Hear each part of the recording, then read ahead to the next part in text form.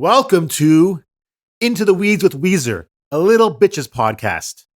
A podcast where we discuss all the songs off a Weezer album, then guess each other's favorite and least favorite song off said album. The Red Album, released on June 3rd, 2008. Like Blue and Green, it featured 4 members in front of a solid color. In this case, it was a red background. Each member dressed differently, like Rivers was wearing a cowboy hat and like sporting a mustache. Pat was all preppy. Scott was being his hardcore self. And Brian was like, only what I can surmise is playing the part of a heroin addict. These different costumes could reflect what the album is. Very experimental.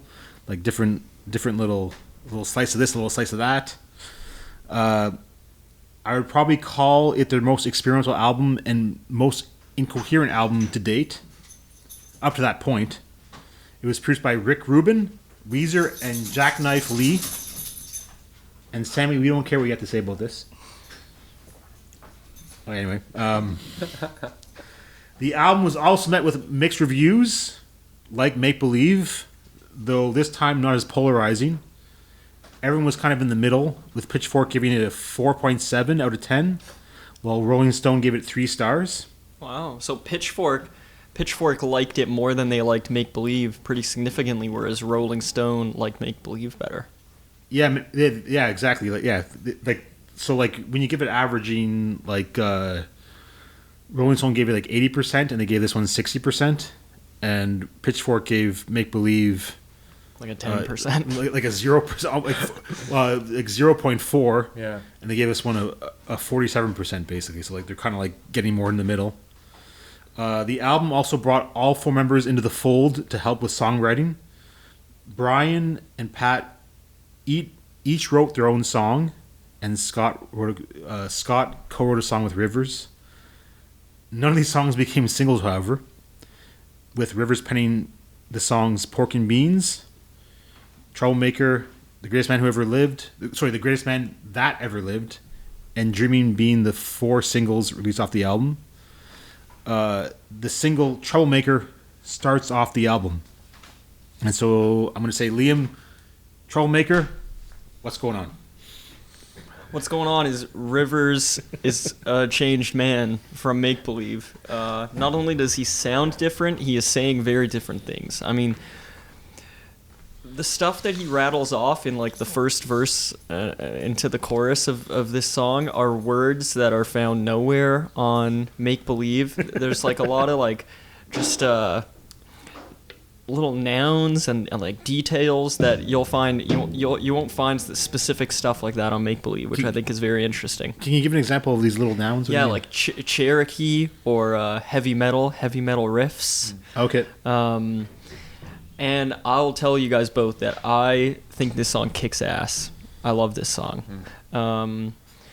I think it is so refreshing right at the beginning to have Rivers seem to be fired up about something, even if immediately I don't know what it is. The first time I listened to it, I'm like, what is this guy talking about? He's chocolate ice cream. That's another thing he mentions where I'm just like, chocolate ice cream. He's on about something.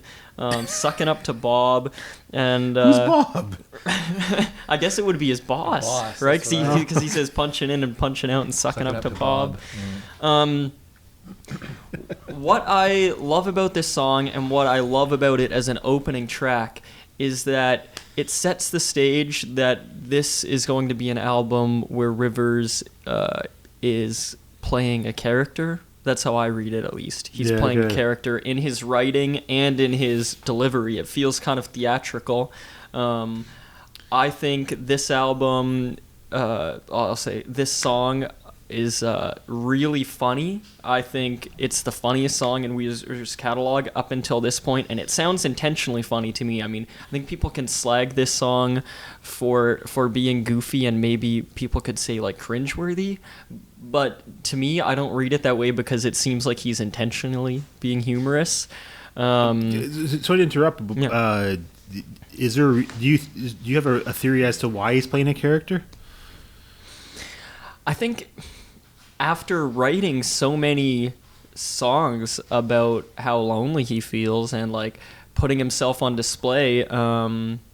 Especially, in Make Believe when he was going back to doing that so plainly. If we're going by the commonly suggested fan theory that each album is a reaction to the last one, where do you go after Make Believe when you're so plainly being yourself and saying your anxieties as clear as possible throughout the whole album? You have to go to the other end of the spectrum. You have to be someone else. So it's almost like I'm being so sincere and everyone hates me, so I might as well just play a character. It could be. Okay. Anyway, I didn't mean to interrupt your thought process. No, it's a good question. And so I just love the driving nature of this song. I think it's really catchy. I like how it's in and out really quickly. It's a pretty short song, energetic. I like the backing vocals. Keep it on the up. I really dig this song. And I honestly only like it more and more the more I listen to it. What do you think, Sandy? I like Troublemaker. I think it's a good song. My relationship with it has changed over time, as it has with a lot of Weezer songs and albums. I didn't love it the first few times I heard it. I thought that it was pretty insubstantial. I don't know what I was looking for, because at that point I was in my post Make Believe hangover. Yeah. So I knew I wasn't looking for that, but I don't know. Whatever I wanted from Weezer at the time, Troublemaker didn't give it to me, and so I didn't really like it at the time. But as I've matured and as I've revisited the song, I've started to understand it as the really, really, really cool, really, really fun, weird rock song that it is. And I think it has a really cool identity to it that I don't know that very many other Weezer songs have, that it's really hard to put my finger on, but it's so irreverent, and it has a lot of energy. It's a really energetic song, and maybe that's what I like the most about it, especially like listening to it after Make Believe, right? Like after sitting through Make Believe and then getting to a song like Troublemaker, it really puts you on a high, and it's great, and it is funny. It's really funny, and I love his like the that's right. It's great. It's a great song, and the backing vocals are cool, and the other thing that stands out right away on the Red album, especially after having spent, if you listen to Make Believe like right before it, the other thing that stands out to me is how good the production is. It sounds really good, and like the lows are low. The highs are really sparkly and crisp, and the mids are like right in your face, and it just sounds good. It sounds better. I just want to say that like I find this album to be a little inconsistent about its production quality. You think so? Anyway, we'll get to it later, but yeah, just this is probably one of the higher points of its production. Sure. Yeah, I don't have a whole lot more to say about it. I think it's a really cool song, and it took a while for its coolness to become apparent to me. It wasn't immediately apparent, but I am solidly pro Troublemaker now. The point that you made with the how is this for arts and crafts? Na. That part I was like super excited about. I thought that was an amazing part in the song. Like I totally appreciate the like the spontaneous in a song, whereas like when we're like sitting through, like I use the word sitting through, like not the word, that's a phrase, not a word. I believe you mean suffering through. Yeah, suffering through. Exactly. Suffering through the Green Album. Sorry, but like it's like no spontaneity, and then to have like in the middle of a verse to break off the vocal melody and go na na na na na na na na na na. I admire that. I got to give it points for that. And like the song starts off with like dun, dun, dun. It kind of sounds like The Good Life a little bit. I was like, oh shit. What this song introduces is a bit of a theme in this album, is like how great Rivers is, and like how everyone's very interested in his life and his sex life, and they're totally into it. Like I don't know where this is coming from. I mean, maybe when you're a celebrity, you feel like everyone's always interested in what you're up to. I don't know, but for me, like he'll go on to brag about himself in this whole album. Do you know what I'm sorry to interject, but one of the, I don't know if you recall this, but one of the big sort of themes in the PR for Make Believe was that Rivers had been celibate for 3 years or something like that. Yeah, and I remember that. So I wonder, and I've just thought about this now, but I wonder if when he says to get a glimpse of me and see if I'm having sex, if he's referring to articles that were written about his celibacy. But even if he is, it's sort of disingenuous because he was the one advertising his celibacy. Yeah, exactly. Right? Yeah, there's a weird dynamic here. I mean, anyway, this. Sorry, to get my thoughts organized. I think it sounds like Sammy's digging for something over there. Anyway, yeah, this song, like this whole album, kind of has like this really like everyone's so into me and I'm like so elusive and like I'm the best person ever. And we'll get to all that anyway, but like I can't figure out if this is irony or like irony of irony. I don't know what it all means. Like, am I supposed to be like, yeah, nobody actually cares, or do people care? But he thinks it's funny that they care. I can't unwrap what he's trying to say. Yeah, I'm fascinated by it as well. I mean, I remember early on in my Weezer discovery, and I think I talked about this maybe on our introduction episode. I found YouTube videos from this era where the Weezer man himself, Rivers, was the Weezer man getting people to write a song with him online by sending them parts, and he cataloged it in like a web series where he was recording himself. Mm-hmm. I think this was the first time I had ever seen the lead singer of Weezer like talk, and he's got his mustache, you know, and all throughout the videos it was like I couldn't tell if he was making jokes or if he was that's just naturally how he was. Like, I couldn't tell if he was meaning to be funny or if I just found him funny. And it checks out that that's what this era is. I don't know. I still don't know what he was doing. But I read this album as being, sort of ironic, a bit of a character study. I don't think he's totally removing himself from it, but I think it's like, if on Make Believe and Pinkerton he was indulging and exploring his feelings of self-doubt, I think in this case he's swinging the other way and he's saying, what is it like if I take the little nugget of ego maybe I have and I develop it into this big character. So I do think he's playing a part on this album.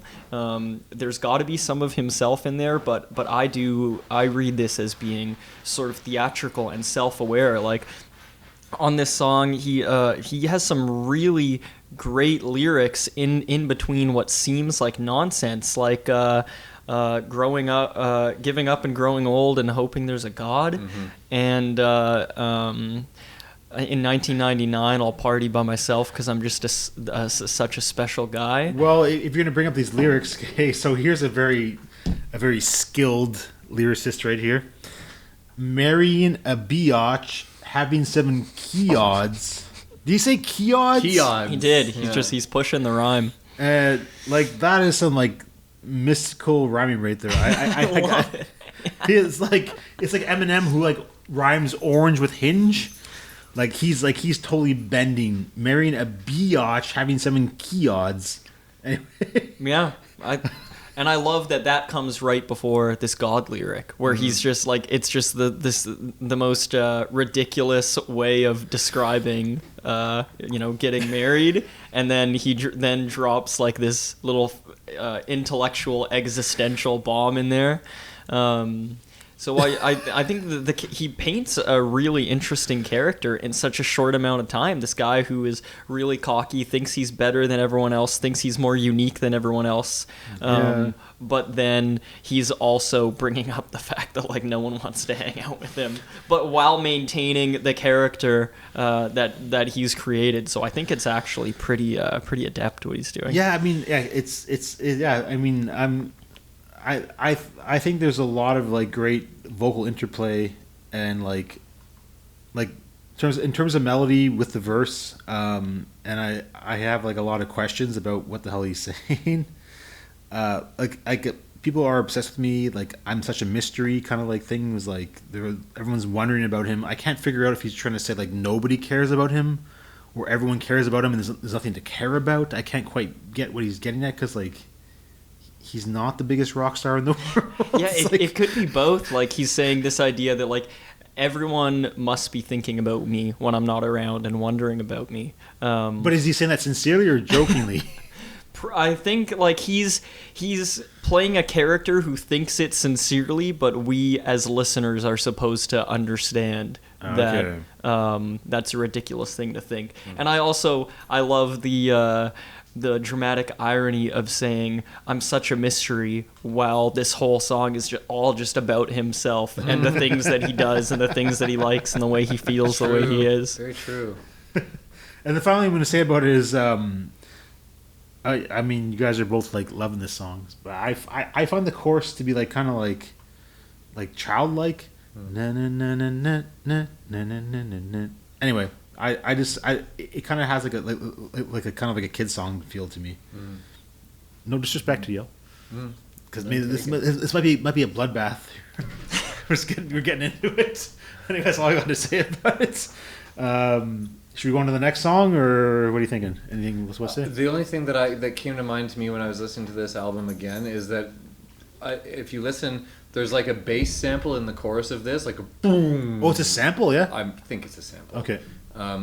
This is like maybe now this is going to be my like white whale. This is going to be my oh baby. I feel like I heard that bass sample like at least 3 other times on this album. Yeah. Okay. So I was like, this is like.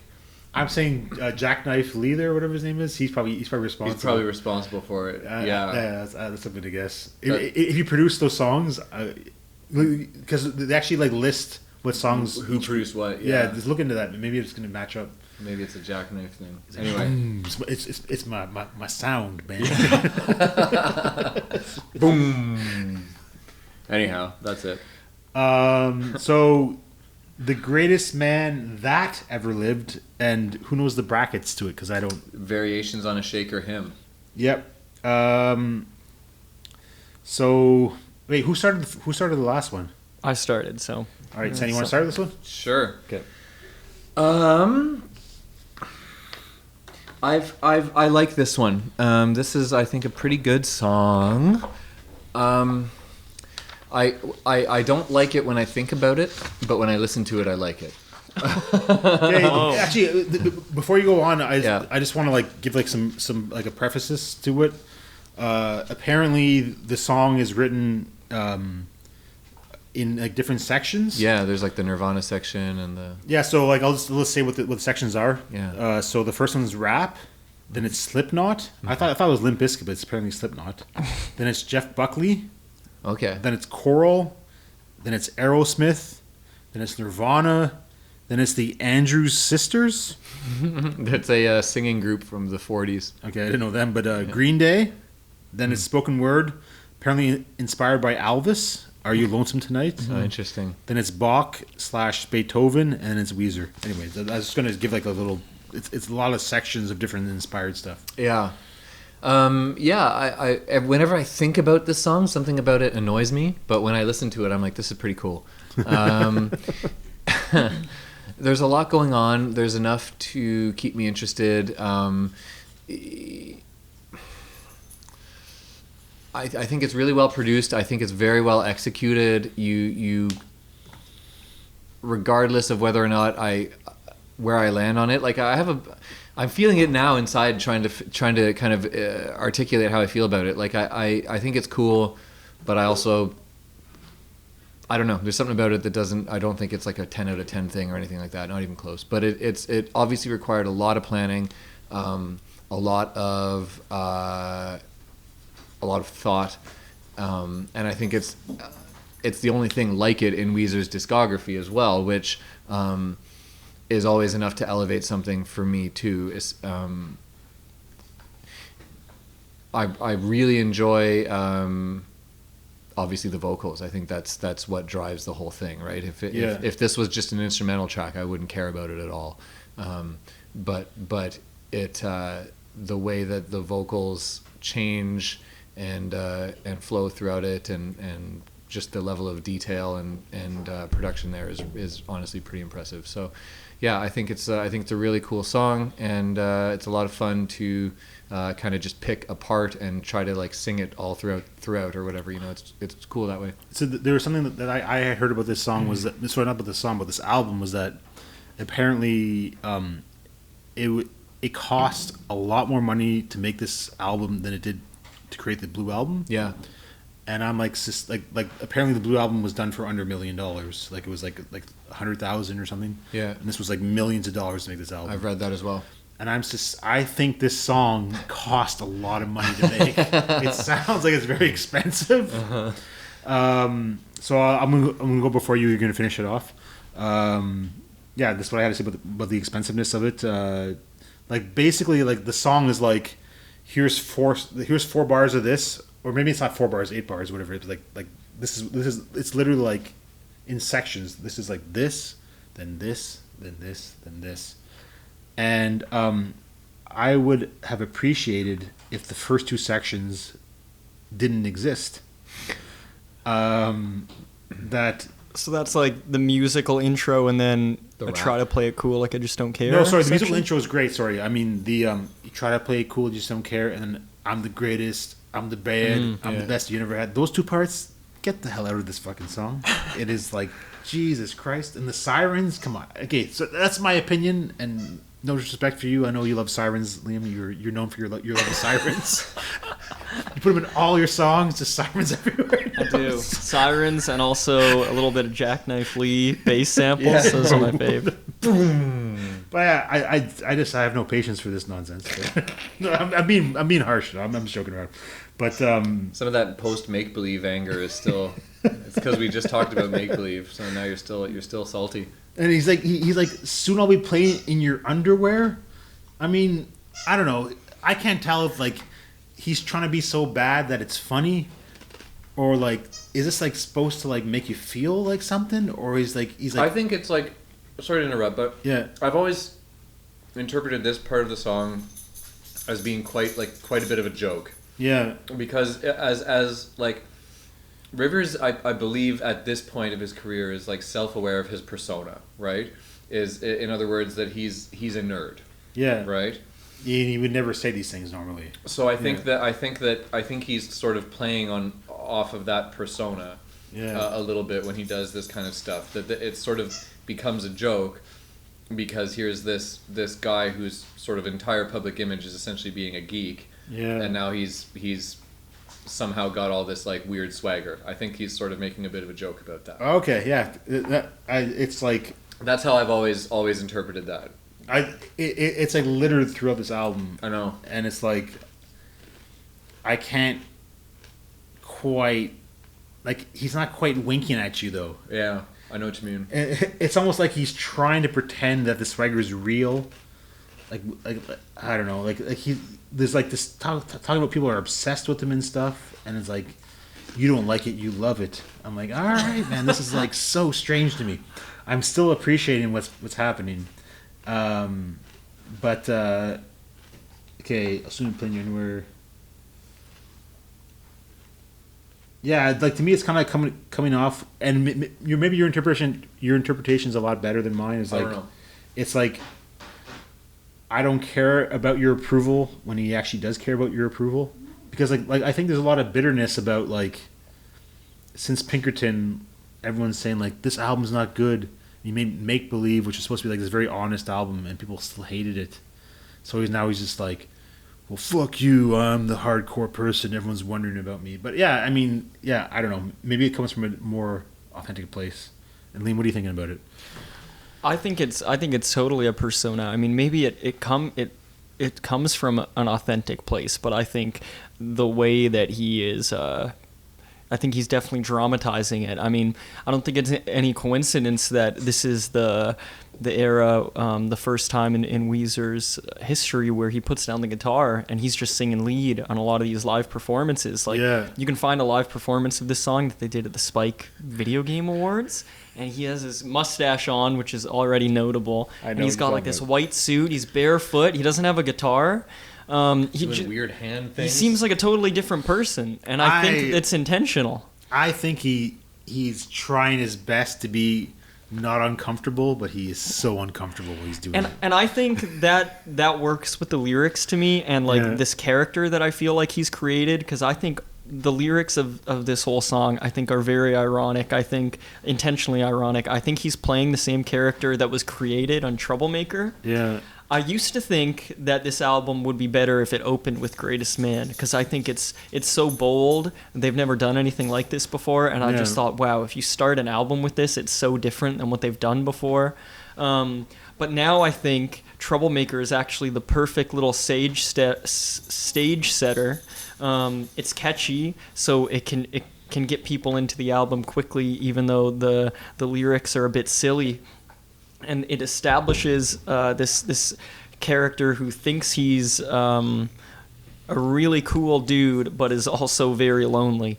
And that follows through with Greatest Man That Ever Lived. Like, the chorus of this song, I'm the greatest man that ever lived, I was born to give. I interpret that like he's saying that his existence is like a gift to people. That's how highly he thinks of himself. Yeah, so is that supposed to be insincere? I think so, yeah. Okay, yeah, right. I think so. I hope so. And I love listening to like this pompous character that he's created, especially like in the spoken word section where he says, so he's quoting Elvis, who was quoting Shakespeare, when he says each of us is all the world's a stage and each of us is a player. And I love that he takes ownership over a Shakespeare quote. He says, that's what I've been trying to tell you. Like that was my idea, basically. And then he goes on, he makes this Shakespeare quote, and then the rest of that spoken word section is like so much more bumbling than the rest of it, where he's saying like you said, Kev, if you don't like it, you love it. Then bodies be up on my behind. It's just like so un-Shakespearean. Yeah. Hey, the line was sorry, maybe I forgot to write it down. Was it sleep well in your cot? Yeah. I mean, like there was actually like the melody demanded like more like notes, like more words to be said, but he's like, sleep well in your cot. Like, what the hell is happening? Like, you're sticking with this? Like it sounds like a placeholder that they're like, fuck it. Yeah, that one's a bit of a stretch grime for sure. Like he's like mocking people who can't afford beds. It's like, you can't afford a bed. Oh, yeah, maybe, yeah. Yes. I never thought about that. Like, I'm the best. Well, what are you going to say? Oh, sleep well in your cot. you like, in the basement, you fucking dweller. I don't know, anyway. It seems so, I really love the lyrics of this song, and then I just think the multiple movements are so impressive. Yeah, that part's definitely true. Maybe I've just listened to this song enough that I can anticipate everything, but everything in this song feels like catchy and distinct to me. I enjoy every section of the song, and they all move from one to the other very seamlessly, and when it's not seamless and feels more jarring, it feels like that's dramatically intentional.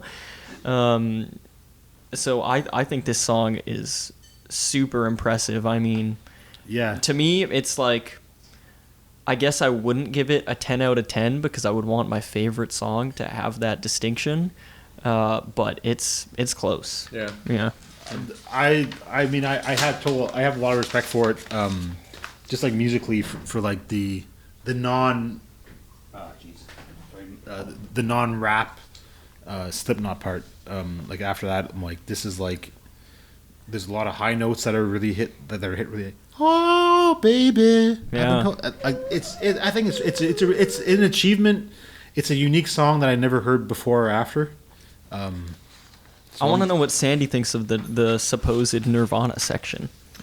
I've always liked it. I didn't know that it was the Nirvana that it was. I didn't know. yeah. Like I knew that there were obviously sections. You would know that just by listening to it. But I didn't know when it came out that there were sections that were like tied stylistically to different artists. I wasn't aware of that. Right. I just thought that the thing that always stood out to me about that is just how good Brian sounds doing that sort of scream. Is that Brian by himself? Yeah.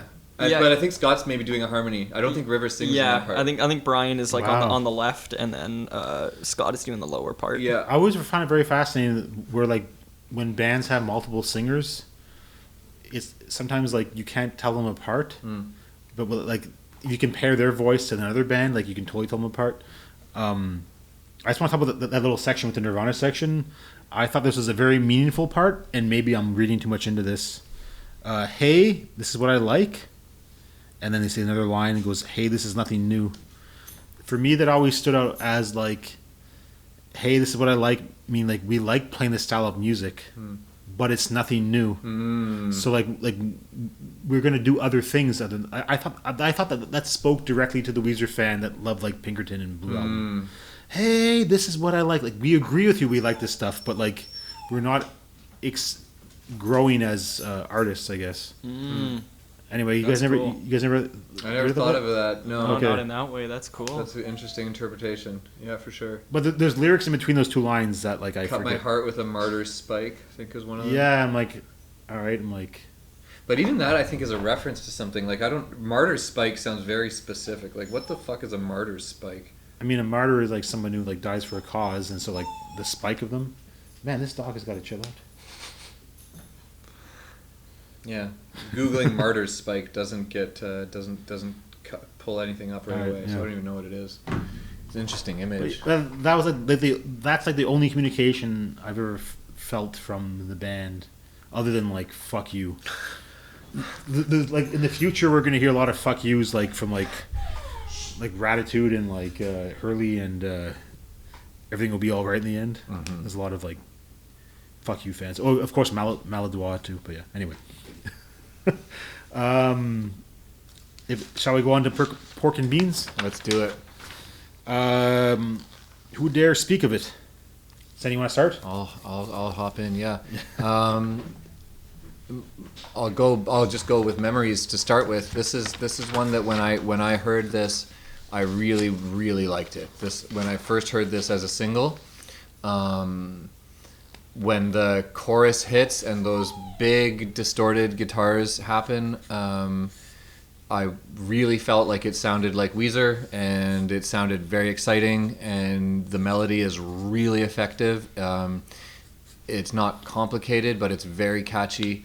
And there's also a little bit of a bass line in it that where in the second half of the chorus that kind of recalls a little bit of "I Want to Hold Your Hand" by the Beatles that I like. What do you mean? In the Beatles, there's like it's like, oh yeah, da da da da da da da da da da da. I mean, there's like a little walking bass line that goes up. Okay. And they cop that, and that's in the second half of the chorus of Pork and Beans. If you listen, I remember the bass rising. I didn't realize it was. It's really similar to the rising bass in "I Want to Hold Your Hand" by the Beatles. Yeah. Okay. Right? Yeah. I've always thought that it sounded. I don't know if they intentionally did it, but it sounds almost exactly like it. Okay. Crazy. Yeah, and it's I like Pork and Beans. I am a little tired of hearing it live. They could take a break from that, and that would be okay with me. But I think it's a cool song, and I really like the bridge. I think is really inventive with like the sort of harmonies and all the vocals kind of doing their thing together. I just think it's a really effective single, a great first, because it was the first single for the Red Album as well. I think it's a great first single, and yeah, I don't have a bad thing to say about it. I think that it's a really cool song and really effective. Really effective for the type of song for what it's doing, like for what it is, kind of the identity it's aspiring to. I think it reaches it really well. Also, if I'm not mistaken, the riff is old. The riff is like a Pinkerton era riff. Oh, is it really? Yeah. If I'm not mistaken, Cool. boom, boom, boom, boom, boom, I think it's like late 90s era. Oh, cool. Yeah. Sweet. That's it. I like it. Do you remember hearing this when it came out? Were Yeah. you still tuned in? Oh yeah, yeah. This is one that I think I remember being bummed out when I saw that the title of their new single was Pork and Beans. I remember being like, it's gonna be lame. There's no Pork and beans. Yeah. That's what I want to eat. I was like, I just was like my heart sank. I remember being like, oh my god, fuck, all right. But when I heard it again, like I can kind of remember bopping along a little bit and being like, okay, like I dig this. But then when it's like dun dun dun dun boom boom boom boom, I was like, fuck. Yeah, that piano it really helps drive home that little dun dun dun dun. Yeah. Again, just by the time it was halfway through the first chorus, I was like, I'm good. I'm like, sign me up. Like, I don't care what the rest of the song is like. I like this. That's what I wanted from Weezer at that point. I wanted a song that sounded like a raw, heavy, catchy, good Weezer song, and they delivered that. So I was really satisfied with that. Okay, wait. So the pattern last time was that you then me, right? Very well might have been. Yeah. Okay, I'm gonna go first, and you go. Yeah, Okay, wait. Okay. Well, next time we'll reverse it, but I'm gonna like speak a little bit badly about the song. I'm like, Oh. I still like the song. I actually like. I was going through all the songs last night, and this is when I had to like skip. I'm just like, oh, I don't know how I feel about it. But when I heard it, I'm like, this is a good song. But I'm like, I know Weezer did better than this. I know they did better than this. And Just like, think of Make Believe. yeah, exactly. I'm like, man, come on, pardon me. Yeah, this is no pardon me. This is no pardon. No, but what I kind of hate about it is that like I'm gonna do the things what I want. Then the backup vocals that overlay it to me. The high pitched ones. Yeah, the high pitched ones. No, the ones that like Ain't got a thing to prove to you. I always felt that like those melodies didn't layer properly with each other. Like they were too clashy, and it was just like, man, they're like they just like realized they're like, let's try this out, and like it didn't work, and like, fuck it, let's just record it. Overall, like, you know, I think it's a really great song. I love that little wing sound. It's a great sample. Yeah, that's what the hell? What is that? Do you know I what it have is? no idea. Yeah, and I mean, like, I don't know, Jesus Christ, these lyrics about like he's mad about his record label like wanting him to make a song, like put some Rogaine in his hair, working out at the gym. Like, did his record company actually want him to work out at the gym? I believe that this song was a reaction to a meeting they had when the Red Album sessions had been completed. Yeah. And the label told him there's no singles on this thing. You got to write a couple of hits. And I think he wrote Troublemaker and Pork and Beans. Yeah, which both became singles. Yeah, and so Exactly. so I think in this one he's being pretty sincere and kind of like thumbing his nose at his record company, and like, I'm going to write a hit song, and I'm also going to drag you guys a little bit in my hit song. I've always interpreted it that way. Like, he's a little angry. He's like, I'm gonna wear the clothes that I ain't gonna wear the clothes that you like.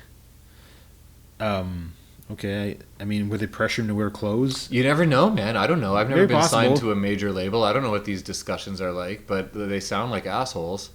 Fair enough. No, I'm just like, I don't know. It's like we're being dragged into the drama of like of them creating this album, I guess. It's like one look in the mirror and I'm tickled pink. That can be kind of cute in some ways, but I don't know. I'm just like, come on. No, and the thing is, I'm giving the wrong impression. I actually do like this song a lot. But like, you know, I gotta give it like a little nudge. Actually, the funny thing is, I have very little notes. I said, come back to this, and so like I don't have a lot to say. No, I mean, I like the I don't care. I love the whole point, I mean, the whole part, and like, I don't know. I just like, I feel like it's kind of a rushed song. It was a rushed, catchy song. Yeah, I don't know. That's all I gotta say. Cool. Anything you gotta say? I think this is a great song. I really love the lyrical content. I love that Rivers is getting specific again. You know, the references here are direct and they feel personal. In the verses, you know, he gets all these great examples of Rogaine, Timbaland he mentions. So it's stuff that feels personal to him. Yeah.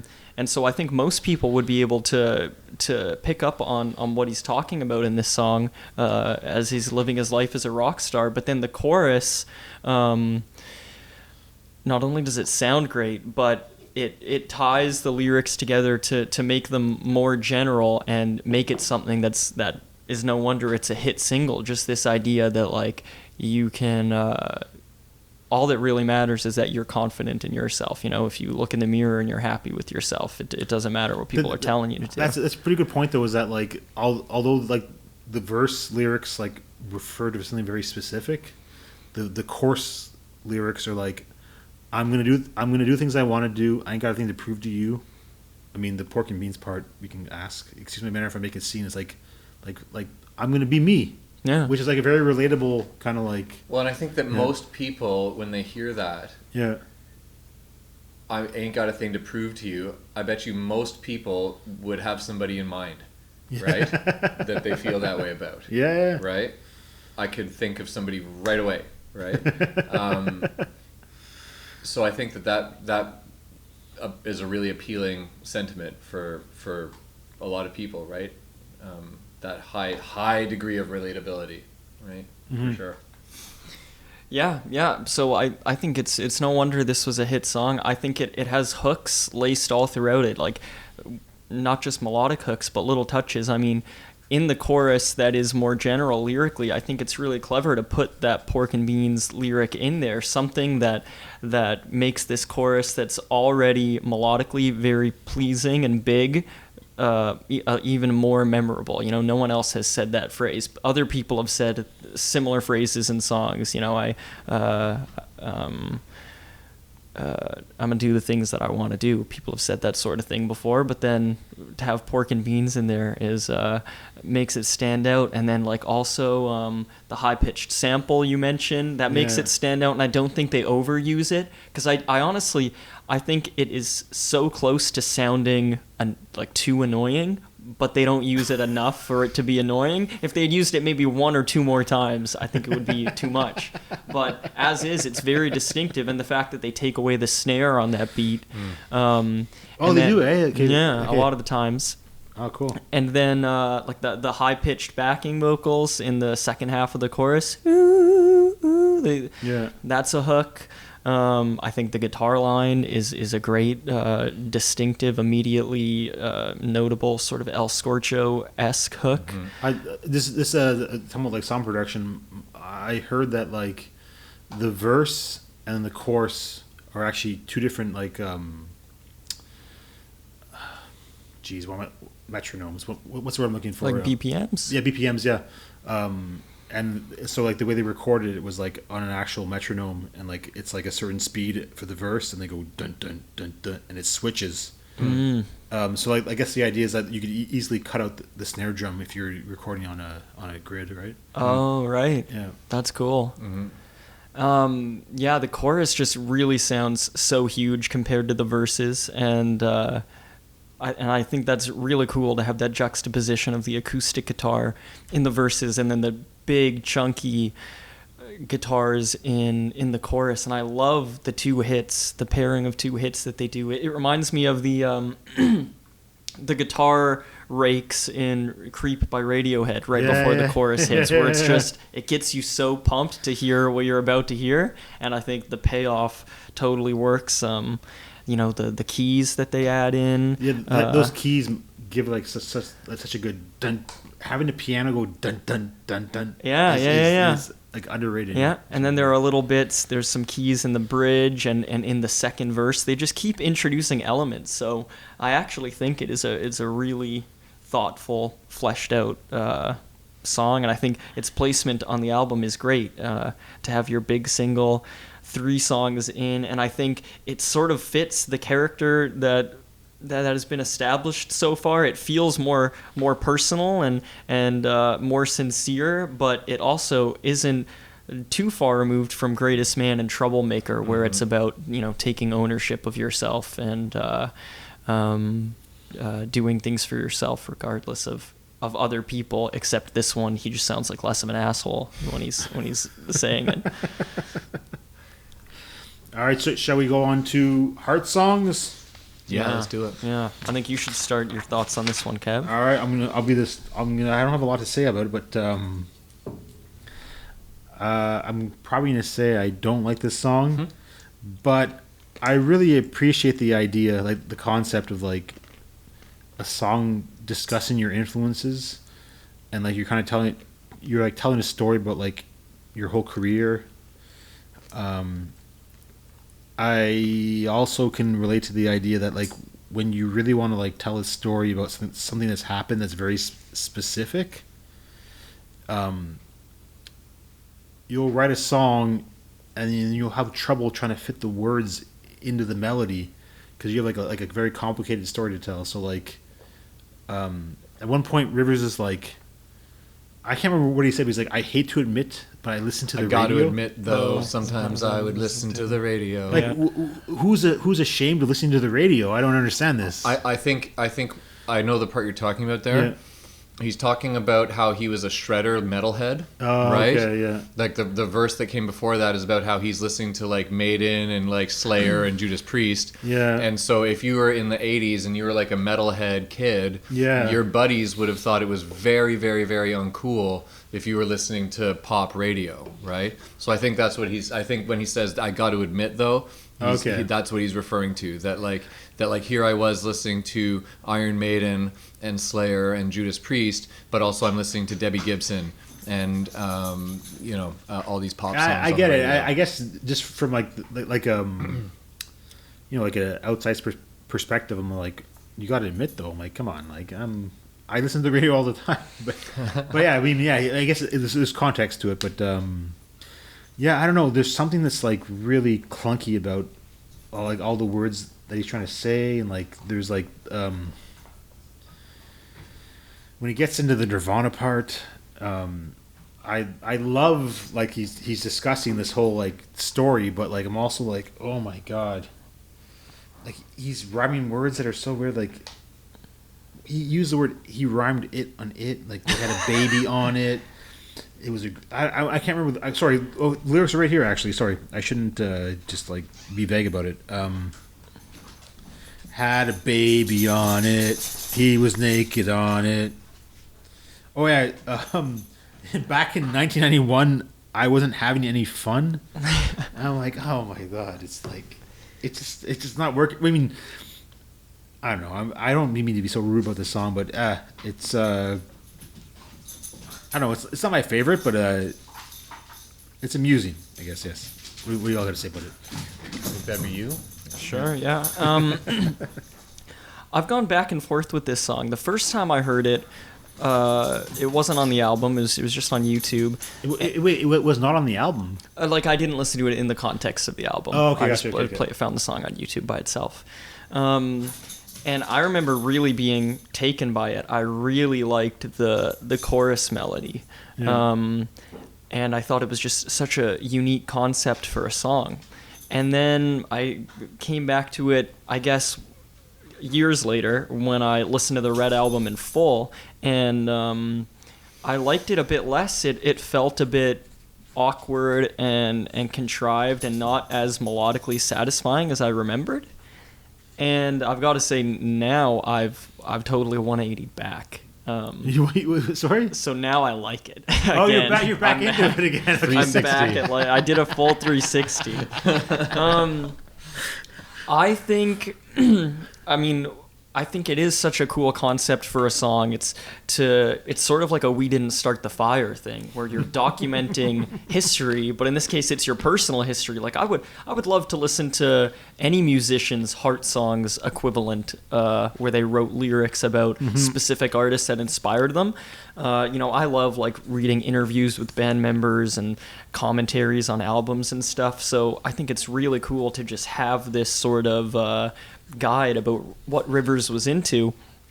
And I think the way he weaves these lyrics in is quite clever. It's not just like We Didn't Start the Fire, where it's a list of things. He'll, like when he says Abba Devo and Benatar were there the day John Lennon died. It's so personal. That's like you've mentioned 4 different people that mean something to you there, and you're also doing it in a way where you're creating a picture. You've told a little story within that little line. Do you know what I mean, Kev? But so that line is like referring to those songs he was able to listen to when John Lennon died? Yeah, so they're all artists, and he's saying that when John Lennon died, who he was a fan of, and he was sad, he took comfort in these other people's music that he liked. And so I love songs that tell a story. I love songs where the final chorus is recontextualized, like you're basically singing the same chorus, but because of what you've learned, the chorus takes on a different meaning, and that's what happens when he introduces Weezer into the narrative, and now he's singing about how he's created these songs for other people. Mm-hmm. I really like that there's not a whole lot of a structured rhyme scheme in the verses, and it's a bit more free form, and sometimes he'll hit a rhyme and sometimes he won't. I think his voice sounds really nice and soft all the way through. I think that's the right delivery to have, especially when he's been a bit more abrasive on the songs that happened prior. So I think this is just a really cool song that, like Greatest Man, has a bit of like a theatrical quality of going from one place to another and then resolving somewhere, whereas Pork and Beans is more like verse, chorus, verse. I'm gonna push back a little bit. Yeah. I think like a line like Grover Washington was happy the day he topped the charts. I don't know, sometimes I'm just thinking like he's throwing a lot of references in here that are like I'm really appreciative of the references, and I think it's really good, but it's like I feel like he's painting himself into a corner where he has to say these kind of silly lines like someone was happy the day they topped the charts. I don't know. Yeah. I do think some lines are better than others, but I think it's like the intent of it and the that he was able to pull it off and have even some little moments that connect, make it so that, you know, every single line doesn't have to be one that I feel is especially clever. If he's listing a few and then manages to hit these little moments, like when he gets to the Nirvana section and really tells a story. There's a great line. It takes two to make a thing go right. If Fresh Prince starts a fight, I don't know. That sound is so beautiful to me. But yeah. Anyway. So what do you think, Sandy? Yeah. I have. So this is a song that gets a lot of hate in the online communities. I don't know if you guys are aware of that. People slam Heart songs like. I know, like Pitchfork is hating it pretty badly. They hate everything, but especially this song. They made note to say this song. Yeah. I have always liked it. I've never gone back and forth on it. I've always enjoyed the. Musically, if it didn't have lyrics, I would like the music. Like this works as an instrumental song. It's rhythmically interesting. There's lots of cool little cymbal stuff going on, and like it's not as simple as it seems rhythmically off the jump. There's some cool chords. I think it's well produced. I'm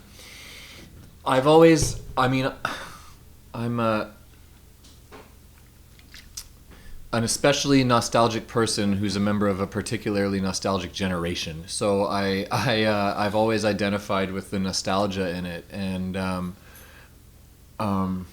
do you think that there's a certain generation that's more nostalgic than well, another? I mean, look at what they're feeding most people who were born in the 80s and 90s in terms of entertainment these days. It's all just rehashed bullshit from your childhood. That's what entertainment is now. It's a lot of shit, though, right? Yeah, okay, but yeah. I wonder if like Gen X is like, do they feel that they're being even like promoted to her? I don't know. Okay. I'm not a Gen Xer. Yeah, that's what I'm saying. Yeah.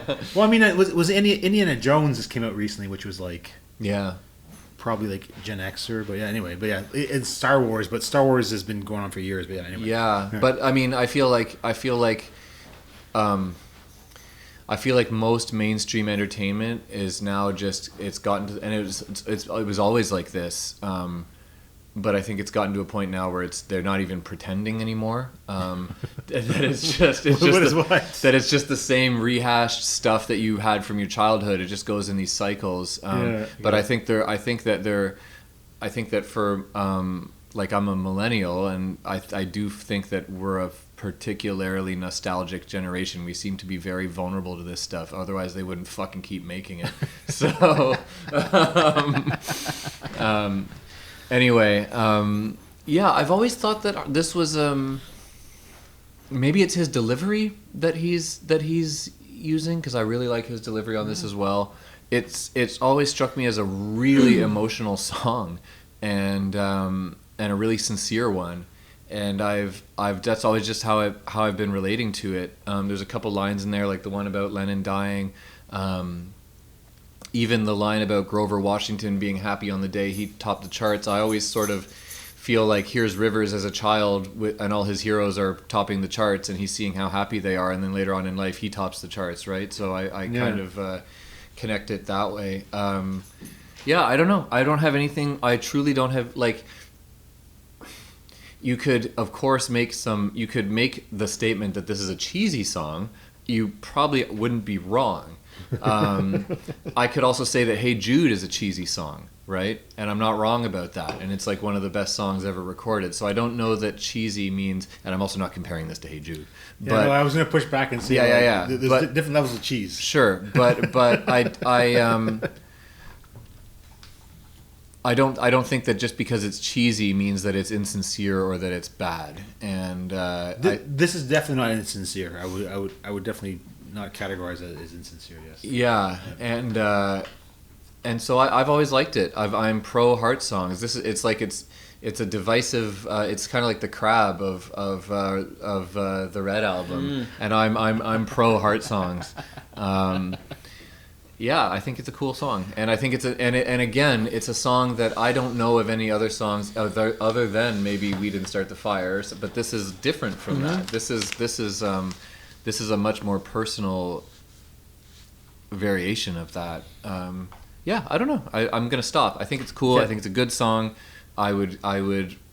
So we'll do Everybody Get Dangerous with you, then me. Okay. Can I just ask Sandy a Heart Songs question? Yeah, go for it. Yeah. I just wonder how the the direct Nirvana reference hits you as a massive Nirvana fan. Yeah. Well, I mean, I always appreciated it. Because I know I felt that same way when I heard that stuff the first time. I was like, oh my God. He says, like, I heard the chords that broke the chains I had around me. I don't know if I'd be that dramatic about it, but I've felt that way. Like, when I first heard Nirvana, it was like a very significant moment in my life, and I remember it really clearly. And so that part always has rung true with me. I've been like, oh yeah, I'm like him. He's had that experience, and I was like, yeah, that's a good rendition of that experience. I like it. Cool. Yeah. All right, so am I gonna get dangerous? You're gonna get dangerous right now, all right? We're all gonna get dangerous. I'll be the last person to speak on this because I don't think I have a lot to say. But you go first. All right. Let me just check something here. Okay. Yeah. All right. All right. Yeah, I hate this. Just had to double check. Yep. So. Okay. Let me start with the things I like about this song.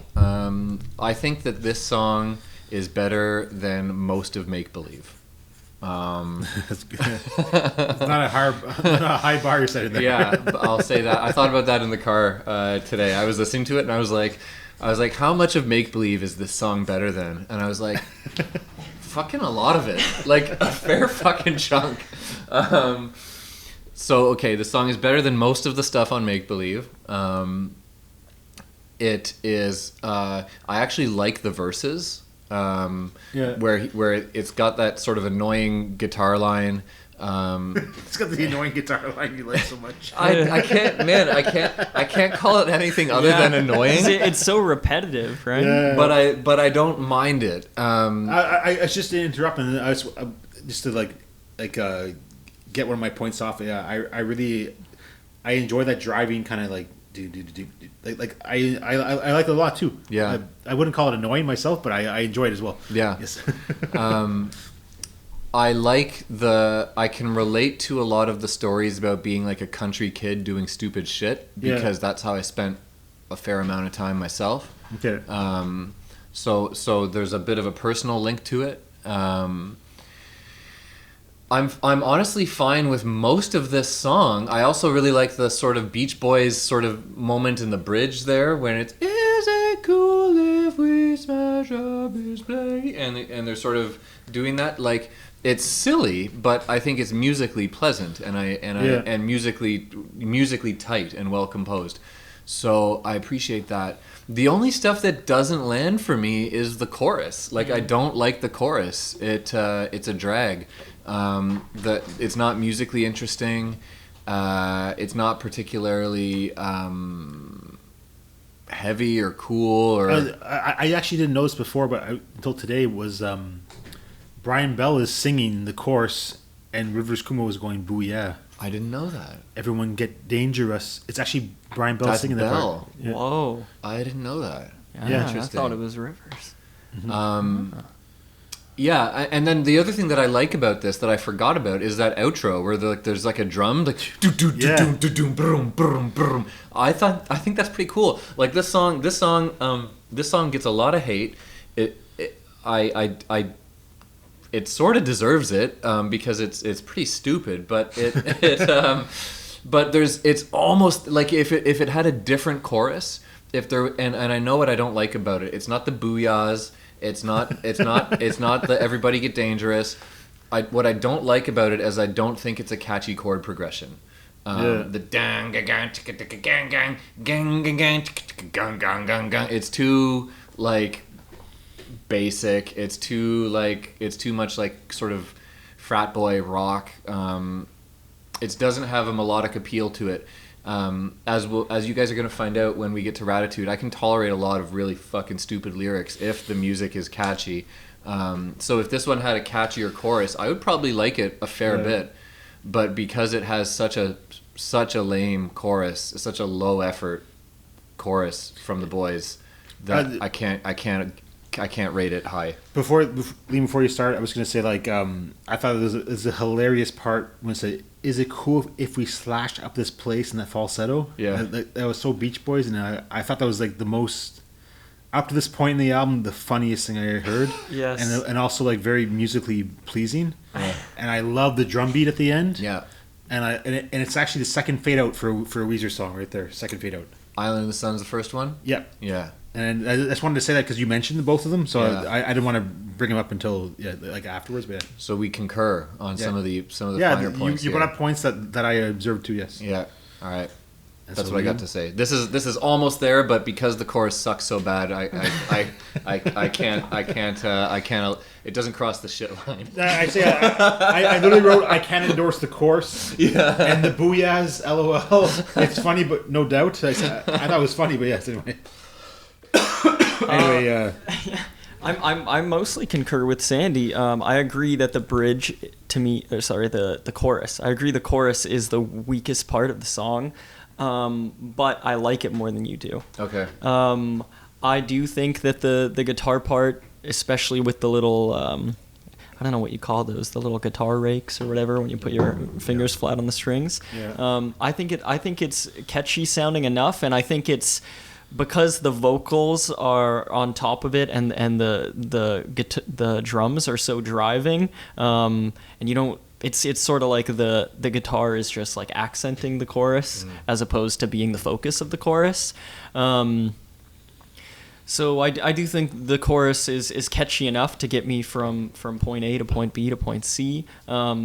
But it is the verses and the bridge that make me really love this song. I sort of see it as a follow-up to Troublemaker. I always think of the songs as being paired up, I guess just because the lyrics are so specific and silly. I mean, the opening, like, stanza in this is one of my favorite Weezer openings of all time. When I was younger, I used to go out, and me and my friends used to go out and tip cows for fun. Yeah, actually, I didn't do that because I didn't want the cows to be sad, but some of my friends did. He says they were all just a little bit wicked. I think that's incredible. I kind of think of it as like maybe it's a Troublemaker origin story where like he used to go out and do shitty things with his friends. He still had some of his humanity at that point, but his friends corrupted him. No, like I actually I can totally relate to like this whole like idea of his friends tipping cows and he didn't do that.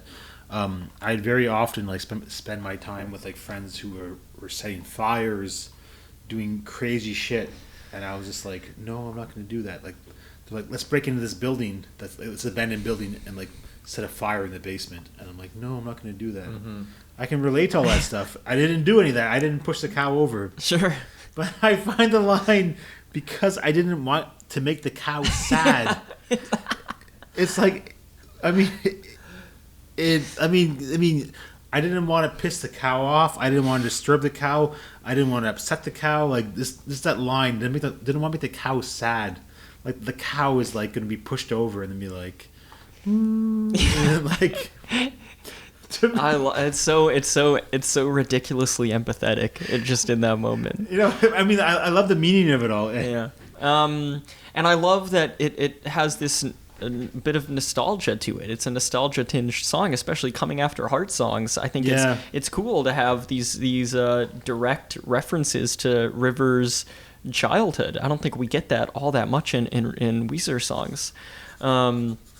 So I love the attitude in his voice. I think just like Troublemaker, these are some hilarious lyrics, like and the way that they're delivered, like so dramatically and aggressively and ostensibly sincerely, I think is so funny. Like when he talks about finding roadkill and stabbing it with knives and then licking the knives like we're evil forces.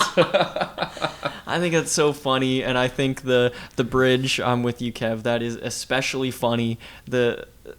And I think it actually serves the whole bridge musically. It's different than the rest of the song. It starts off, he goes to a higher note, and so it does that classic bridge thing of like reaching a peak that hasn't happened yet. And then lyrically, I love that it is it like adds stakes to the story. It looks back on the past, what we used to do, and then it also looks at the present day and then looks toward the future of our kids coming to us, sort of the same way that Heart Songs does, where it's like the story brings you to a place and now reflects on it and then looks forward. I think that's sort of a great reason to use a bridge. And I think musically, I love the Beach Boys kind of thing. While they're doing those harmonies that are just stretching on and on, there's like some Baba O'Reilly-esque keys kind of happening. And I think other Weezer songs, like a lot of other Weezer songs, wouldn't take that time. But I think it's really cool that in this sort of jock rock jam, because it totally does feel that way with the choruses, this song is still willing to stretch itself out and go to some dramatic places. So I think it's a really cool, hilarious song. And then the drum outro is just like the annoying cherry on top, where like the way they're shouting out these high-pitched things, it's just like it is kind of annoying, but like I also respect it. It feels like it fits the song to me. So I think this is a really, really cool, unique song in Weezer's catalog, and I don't think it deserves as much hate as it gets. The hate it gets. I mean, especially like even if you think the chorus is annoying, and I understand that, We're All on Drugs also has an annoying chorus, and it has, to me, nothing else to offer outside of the chorus either, whereas this is doing a lot more. So I mean, to be fair, I actually like listened to both these songs in the past few days, and not once. So like when I hear songs that I get stuck in my head, I sing them. I sing them about my cats. Okay. And at no point did I ever say, "We are all Giselle," but I said, everybody get jizzy cats. Everybody get jizzy cats. Oh yeah, I kept saying it over and over There you again. go. It's superior. It has a catchy like. And I don't have a lot to say about it because I think I was interjecting the whole time. But that whole like verse thing I really like a lot. The verses are great. I love that rapping and like. There's like a first half of the verse and then it kind of builds up a little bit, adds the bass in. Yeah. And like the second verse, there's like this rapping that's like, I love it. And then it always just stops before the chorus. I love that part. But I think the chorus is like kind of like, You can't endorse it. Yeah, I can't endorse it, but it still got stuck in my head though. Yeah. But like it's not like the best thing in the world. And I have to say, the second half of the bridge, I was like, what will we say when our kids come to us? That whole like line there, that was like a really nice, beautiful, like there's like the vocal desperation, like everything about that part I thought was like a really good part. And then they go, and then that of course that is it cool if we stop to this place? I thought that that whole little breakdown was like, oh, that's like musical exploration that I really love. So yeah, I actually don't have anything else to say about it. I think we kind of covered it in and out, but Cool. for Dreamin, I'll start first, I guess. Do it. Actually, maybe I shouldn't. Does someone have more to say about it? Because I actually have very little to say about it. But No, you go ahead, Kev. all right. Well, I mean, it's a very simple production. I like the song. Jesus, man, I don't know. There's like a verse, a chorus, a verse, a chorus. No, sorry, there's a chorus, a verse, a chorus, a verse, and then it breaks out into this like dreamscape. I am running. They're talking about like, I don't know what to make of this song exactly. I enjoy it, but like, in the middle of this, like, we're flowing through meadows and there's like intertwining vocal melodies. They go dun dun dun dun dun dun dun, which is like hinting at what's going to happen later on, but they don't even go through with it. So I'm like, what is going on in the composition of this song? Like, are you just like, is this like lazy songwriting? You're just going to go do do do do do do do do and like not actually like, is like foreshadowing? I don't know. I'm kind of like a little bit conflicted about that.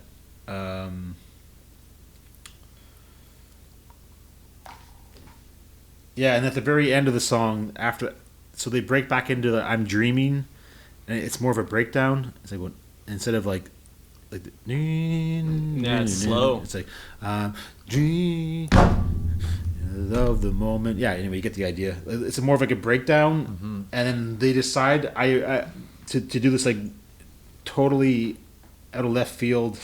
I don't want to get with the program. And I appreciate the effort, but I don't It like definitely it. gets the participation award. Exactly. I actually don't. I don't like. I appreciate the left turn they took, but I actually don't like it. Like it's not. It's. I would never listen to that part by itself. I would only listen to it because it's happening at the end of the rest of the song. And I don't think I have anything else to say about it really. Yeah. I think that. Can I hop in? Yeah. I think that when I first heard Red Album, this was one of my favorites because it sounded, at least for the first little bit of it, the most kind of Weezery. Yeah. You know what I mean? Yeah. I think I've been like disconnected from that for like so many years now that I'm like ignoring that fact. But yeah, you're right though. When I first I was thrown by the dreamscape part or whatever. Yeah. This song has a dream sequence. Yeah. But now when I listen to it and it's not new to me, I kind of, because I don't spend a ton of time with the Red Album, so it's like I know the parts and I know what's gonna happen, but I don't listen to it enough that like for example, when that part started, I was like, oh right, it's this is it's gonna have this bit, right?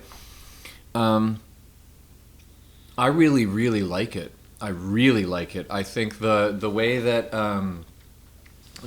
they do like the sort of call and answer vocals, and then they kind of they at times join up into a harmony, and at times they're not. They're kind of just their call and answer. It's really the intervals are really pleasing to me. The mood it creates in me is one that I really like it, because it's carefree, but it also feels, it's a little melancholy.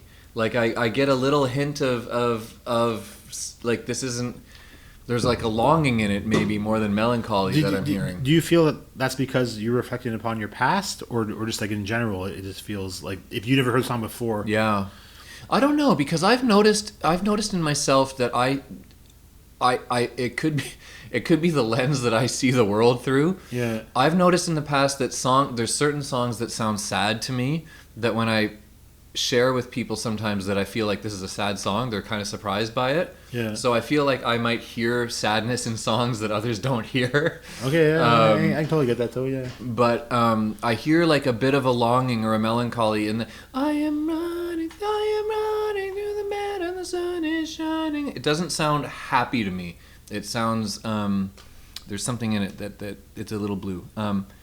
And I love when the drums come in. I really enjoy that part of. I think it's a really impressive bit of composition and bit of music there that they do. And when da da da da da da da da da da, and then back into that part, but it's still building again now.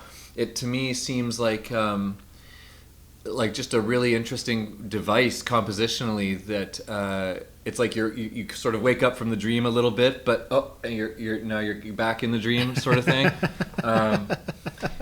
I don't know. I really like it, and then also the ending there where it goes, because at the start it's actually it's compound time. It's in threes. It's very fast compound time. Da, da, da, da. I'm dreaming in the morning. 1 2 3 1 2 3 4 5 6 1 2 3 4 5 6. Wait, when does that happen exactly? In the whole first part of the song is in compound time. Oh, okay. It's like I'm dream. It's not. I'm. What would it be if it was in simple? Oh man, I can't even do it. It's in simple at the end of it. Like the end of it is simple time, right? Where you can break it up into so that the way, beginning right? part is different. Right? I didn't Yeah, the start that. of it is a very fast compound time. 1 2 3 4 5 6. I'm dreaming in the morning. Yeah, okay. I'm dreaming all through. This is a really weird time signature that I don't know if I should get into this right now. Maybe I can just cut this out. I'll just like wait and see. Let me cut this out. Okay. So like here's like a beat that I always thought I couldn't figure out was like in like triplet timing or 4/4 timing. Yeah. Goes compound. So it is compound Yeah. too. Okay, because like I'm always like I can count it in like 1 2 3 4 1 2 3 1 2 3 1 2 3 1 2 3. Yeah. But it's like You'll know it's in compound if you can't evenly divide it into ands. So if it's in simple, you're going to be able to go 1 and 2 and 3 and 4 and, right? Okay. But if you're in compound, you're not going to be able to do that. It's going to sound more like 1 and 2 and 3 and 4. You can't do. I mean, you could do a polyrhythm over it. You could do like, oh man, it's going to be hard. No, you can't. Like, you know what I mean? Yeah, like, yeah, but it's that's how I can tell. Okay. And the other way you can tell is if you're in simple time, you're gonna get fucked up trying to count sixes over it or threes. It's not gonna work. It's gonna skew, right? yeah. So the start of Dreaming is a very fast sort of compound time cool. thing. I never knew that. Okay. Yeah, if you slowed it down, it would sound like a waltz. I'm dreaming in the morning, right? But if you just speed it up, you get dreaming in the morning. It's like a 50s sort of thing, right? I'd written one song that way, so I was like, I couldn't figure out what was going on. Yeah. So yeah, I not to derail us too far, but yeah, and then when they come back into that, they're almost doing like the "We Will Rock You" beat, like in the, and it goes straight into that simple time. I think it's really effective. I think "Dreamin's" a cool song. I think it's one of the better ones on this album. I think it's compared to anything on Make Believe, this is like a gigantic artistic achievement. And it's just a cool song. I think that's if I had written that, I would be pretty proud of it. Liam, what do you think? I agree with Sandy. I see this song as being the centerpiece of the album. You know, there's 10 songs, so I guess it's kind of hard to tell. Like on the Blue album, it feels like Sweater Song would be like the centerpiece. But on this one, song 6 feels like the centerpiece. And I love that this song that feels like the centerpiece to me has a centerpiece, which is that whole dream sequence. It's sort of I think of it in my mind as being paired with Greatest Man Who Ever Lived, where it just has these movements, these places that it goes to very theatrically. It's just not to interrupt you, but I actually like. There's 3 songs on this album that have like unique song structures, and you just named 2 of them right there. Yeah. And I think they do it very cleverly. Very knowingly. Like it opens and it totally sounds like classic Weezer to me. The melody is easy to latch onto. It's sort of carefree. It rises into falsetto, so it has this sort of 50s feel to it. The swing, like Sandy said, if you slow it down, it feels like a waltz. So it reminds me of like Suzanne or Jonas. And it has really crunchy power chords. So it feels like a classic Weezer song, and then to have that be sucked away from us as we enter this dreamscape, and then it's like the narrator changes. Like Brian Bell is now narrating this dream, so he feels like he's like an omniscient figure, and I totally agree with Sandy that part melodically strikes me as wistfully melancholy. Like it has a happiness to it, but also a tinge of sadness. And I don't know what's going on there to make me feel that way, but it totally fits with the song because a dream, you know, is so beautiful while you're in it, and then when you have a great dream, it's kind of a shame you can't stay in it. And this song doesn't stay in the dream, you know. It has to come back out of it, and I love that when it comes back out, we're back where we were again, but it is a bit different, so it feels like we've developed into something. Lyrically, I think it's peacefully and like endearingly simple. Dreaming in the evening, dreaming throughout the day. I think that's relatable, but also the fact that those plain lyrics then develop into like an actual dream section of the song where they describe the dream. Feels like you were being so simple so that you could easily set up this stage and people will know where they are. So like when I listen to this song, it's kind of visual to me. Like I feel like I can see the structure of the song, and I can feel and see the scene that it creates. I love the lyric, I can sing so loud in this meadow. That's so relatable to me, where it's like that sounds like the most free I can imagine. If I'm in a place where I can sing as loud as I want, whenever I want, that is like bliss. So I think it's a really, really cool song that they haven't really done much like it, and so I think it's really bold to put it on this album. I think this is a really bold album in general.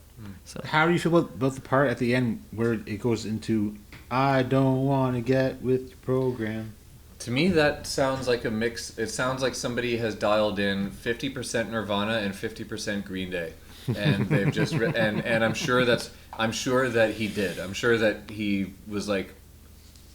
I'm sure that he just got out his little encyclopedia of songs and theoretical mannerisms and was like, okay, I'll take this and this and this and make that little thing.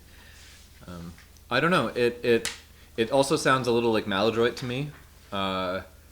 It's just a really weird dissonant chord progression. But, it is, yeah. But I don't mind that. We've heard weird dissonant chord progressions from him before. It sounds a little bit like the bridge. It sounds a little bit like the chords that go underneath the solo for The Good Life.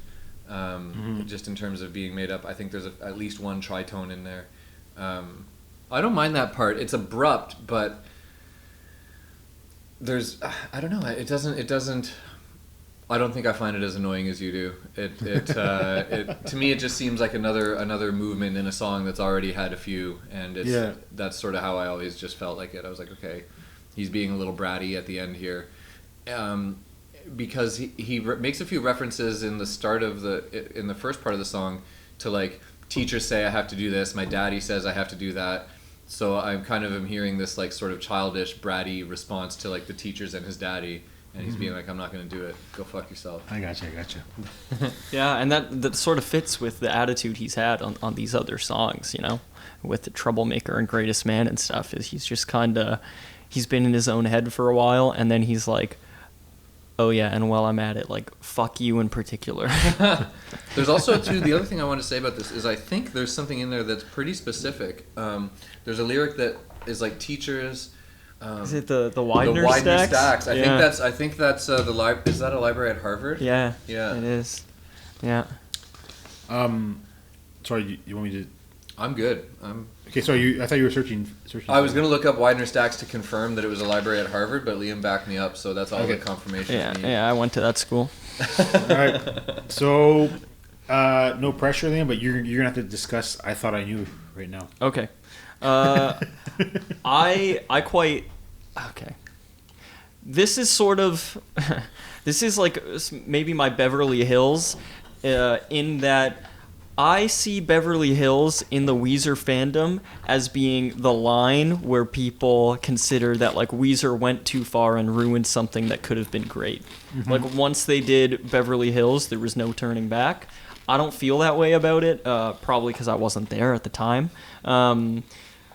And Thought I Knew strikes me as that, where it's like, I like the song by itself, but from this point on, in the album, I feel like this changes things. This disrupts the flow of the album that has been created, and I feel like had they not done it, the legacy of the Red album would be different. So this is like a milestone moment on the album. Like if Miss Sweeney was here, it'd be a lot better. Yeah. If Miss Sweeney was here, and then get some more bonus tracks afterwards. But that being said, I do quite like this song. I like the sound of Brian's voice. Yeah, me too. I really like the poppy production of it, like the drum machine, and then especially that little loop that they have that starts the song. The acoustic guitar sounds so breezy, and it reminds me of "Soak Up the Sun" by Sheryl Crow, like that the progression, which I think is. Do you have that too? No, I'm saying that's another good example I'm going to bring up. Oh, okay, cool. And I think it's like a really catchy, sort of classic sounding pop song. I think Brian, I guess he kind of has a thing for these as a surfer California boy. He's just like easygoing, because his song "It's Easy" sort of feels the same to me, where it's just like it's not hard to get into. It's immediately catchy. I can't dig into it as deep musically or lyrically as some of the other songs on this album, but it's really pleasing to my ear. So I dig this one. I really like the lead guitar that comes in the choruses. Yeah. Just that guitar that rings out. So yeah, I like this song. I like that it sort of feels like just like a fun campfire song, you know. Yeah, I'm gonna jump in, and then you end it off. Yeah, man. Trying to make different patterns. Uh-huh. So this song, when Pitchfork reviewed the album, they're like heart songs, and this song were just plain bad. They said, and I actually think the song is a very well constructed song. Mm-hmm. I don't think it belongs in Weezer's catalog. Mm-hmm. You said "Soak Up the Sun," and I said like Matchbox 20 and Rob Thomas. Okay, yeah. Like it sounds like something that I would hear like on the radio, like at a grocery store or something. Mm-hmm. And it's a very catchy song. And it's something that I would drive in my car. I would turn it up. I'm like, this is a great song. Uncle Cracker. That's what I was comparing it to. Mad in Need. Sure, yeah. That was something I think it's like composed perfectly. I have no beef with it. It's like not in my genre, like my style of music, but I think it's a well composed, competent song. And also, I gotta fucking hate on Rivers. His drumming is shit. He's such a fucking shitty drummer, and I think he fucking ruins this song. Really? Yeah, I think I'm gonna come back to him in automatic. You're not free yet. This guy's fucking. Come on, bullshit.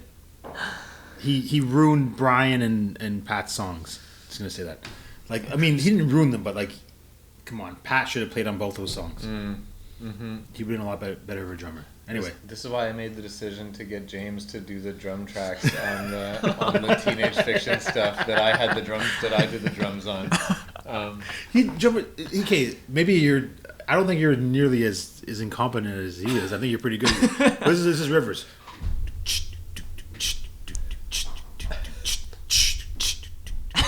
I swear to God, listen to the songs. That's all he does the whole time. Yeah.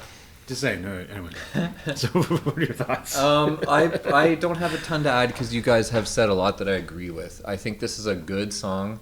I think Brian is a great singer. I admire Brian a lot as a songwriter. I'm really into his band, the Space Twins. Yeah. He's got another band now called The Relationship. I haven't explored them as much. But his Weezer era side project, which was called the Space Twins, they have a excellent, in my opinion, album from 2004 called The End of Imagining. Yeah. That when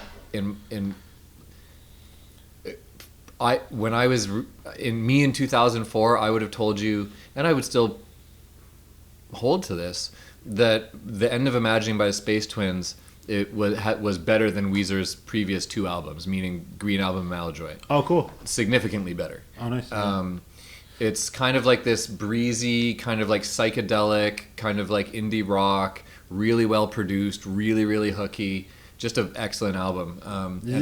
Just to like say, I actually like the first two Rental albums better than Green and Maljoy too. I only know the first. I don't know 7 More Minutes too well, but I know the first one pretty well. Anyway, I think they're both great albums, but no, they don't like stack up like Pinkerton or Blue. But anyway, So I'm a fan of Brian's music. I'm a fan of his songwriting. I'm a fan of this song in particular. I love the harmonies on the chorus. That's what I was hearing on the listens that I did recently, like in the last couple of days. Yeah. It's just Brian harmonizing with himself, but just the intervals and the way that they play over the chords is really nice. Yeah, I mean, but I also agree with you that this is where the Red Album kind of loses steam, right? Mm-hmm. That up until this point where it's feeling unified thematically, in terms of production, it's also feeling quite unified, and here's where you have a big disruption of that. So it makes it's jarring, and it does the song dirty because it is a good song, and it just doesn't, as you said, it doesn't belong here, right? Yeah. It's not, and I know It's Easy as well, and I think that It's Easy is even better song. I think it's even better than this one. And I wonder, like, would I feel that way if it was It's Easy? And I was like, yeah, I mean, probably. Mm-hmm. Unfortunate that this is where the song found its home, because it is a good song, but unfortunately it's serving a function right now of disrupting an album that has been going pretty well so far. So that's about all I have to say about it, really. I can't add a lot to what you guys already mentioned. So shall we discuss the elephant in the room? Sure. Yeah. Who wants to start? Who wants to end? I don't know. I'll jump in. All right, go for it. Cold Dark World. I'm going to start with the positives. Okay, yeah. If this song had different lyrics, and I mean completely different lyrics, yeah, I would like it. I would think it's a pretty cool song. Mm-hmm. I like the bass intro. I like the groove. Weezer doesn't have too many songs that have that kind of sort of thing going on. I even like the sort of cheesy robot voice sort of. Oh wait, that's automatic, but I do like that in automatic too. Yeah. But the synth thing, like yeah, I wasn't sure if that was like a talk box or Yeah. what in the chorus, right? yeah, I don't know what it is, but I like it. Yeah, me too. I like the harmonies. There's like some cool harmonies in the end. Like musically, I think this song is pretty good. It is a disaster of a fucking lyric, and I don't know. It's extremely creepy. It's got a lot of like weird, paternalistic. Well, Strangeness to it that I don't again, this is one where I'm like, how the fuck did this, like, how did nobody take these guys aside? okay, so I was gonna say, like, mentioning creepy lyrics. I'm just gonna like get it out of the way, just like rather than circle back to me. But if you need my loving, I'll be here to sex you. And before that lyric came out, he was saying, "I'm like your brother." So I was like, "I'm like your brother, but if you need my loving, I'll be here to sex you." Like, that is just like, what the hell is going on? I'll be here to sex you. I've never heard the word sex and you next to each other before. Is this a common phrase in any era of time? It is creeping me out, and I'm like, please stop now. Stop. Anyway, keep going. Sorry. I think so that line is I mean, notorious and goes down, will go down in history as probably the worst line in Weezer's discography. I think the really problematic lyrics are like just this. It's not even a particular line. It's the idea of, here's this like helpless woman and I'm going to show you that you have value, right? Mm-hmm. Like, I think that's really, really problematic and weird, and like that like this guy's attention is going to show her that she can be more than she is, or something like that. I'm not down with that. I would suspect that there'd be songs in the past that probably had a similar feeling. Totally. To it. In like the 70s, you know what I mean, or the 60s, gotcha. Right? It's a weird, and 2008 was a different time for sure. But even in 2008, this was fucking weird to me. Like, I was like, this is like a creepy uncle song, you know. I'm gonna stop now because I want to hear your takes. But my basic take would be that this is a musically interesting song. That I think if it told a different story, I would be down with it. But it's just a fucking train wreck of a narrative, and I don't know how they let it. I don't know how it was allowed out of the barn. Like, I don't know. Fucking unbelievable. Should I go first? You want to go first? I'll go first because I'll respond to the lyrics thing in particular, because I'm with Sandy. I really like this musically. I think it sounds really, really atmospheric with the guitar effects, and I like the chorus melody. How like a lot of the vocal notes are like on the downbeat. Da da da. I think that's really cool.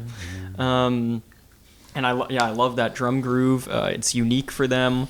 In fact, when I was listening to this last time, I had misremembered my Weezer knowledge, and so I thought that Rivers played drums on all three of these songs that the other dudes sing. And so at the end, so I was already impressed. I was like, damn, he's keeping that hi-hat going. That's impressive.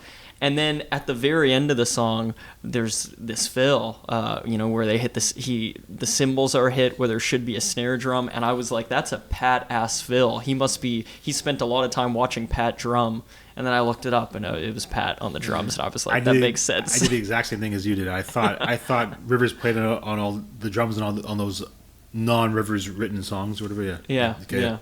But yeah, so that's all to say that the drums are great and Rivers gets none of the credit. Where he does get the credit is the lyrics, I believe, because I know this is a co-write with Scott, but I don't know if they've said specifically what's what. I know the bass part was based on a bass warm-up that Scott would do. Yeah. I don't know if that's enough to get him the credit or if they collaborated on more than that, but There's a version, I'm sure you know this, but there's a version that has just Rivers vocals. right, yeah. That you can if you YouTubed it, you'd be able to find it. Yeah. Is it any less creepy, or is it just creepy? It's about just the same. Same creepy. I think Scott's voice makes it more creepy. I'm going to defend the lyrics a little bit. Yeah. So I think the reason Scott makes it more creepy is he hasn't appeared vocally on the album yet in a prominent position. He's a little bit on Greatest Man and stuff, but we've even heard Brian more than him at this point. Definitely, even removing Thought I Knew, like we've heard Brian more on Dreamin', and he's more prominent on Greatest Man. So all of a sudden we have this new voice. And he's talking about what sounds kind of like stalking a woman, like keeping his eyes on her, and she seems helpless, and he's going to be there to help her. So we're like, who is this random dude who has appeared on the album talking about how he's going to protect this woman? So I think if it were Rivers, I do think it would come across less creepy in the context of the album. If you just show the song to someone who doesn't know Weezer, I don't think it would matter who is singing the song. And where I'll also defend the lyrics a bit, and why I think it's a shame that Rivers isn't singing it, is because... Wait, are you going to say that you and your sister are totally in love? No, I was joking. No, sorry. If she needed it.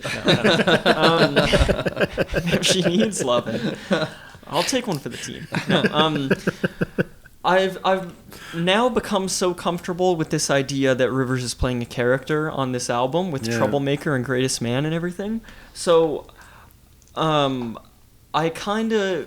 had more problems with this lyric in the past than I have more recently, and I think that's because I've really come to terms with the character Rivers is playing. And so when I apply that here, I hear these lyrics as this sort of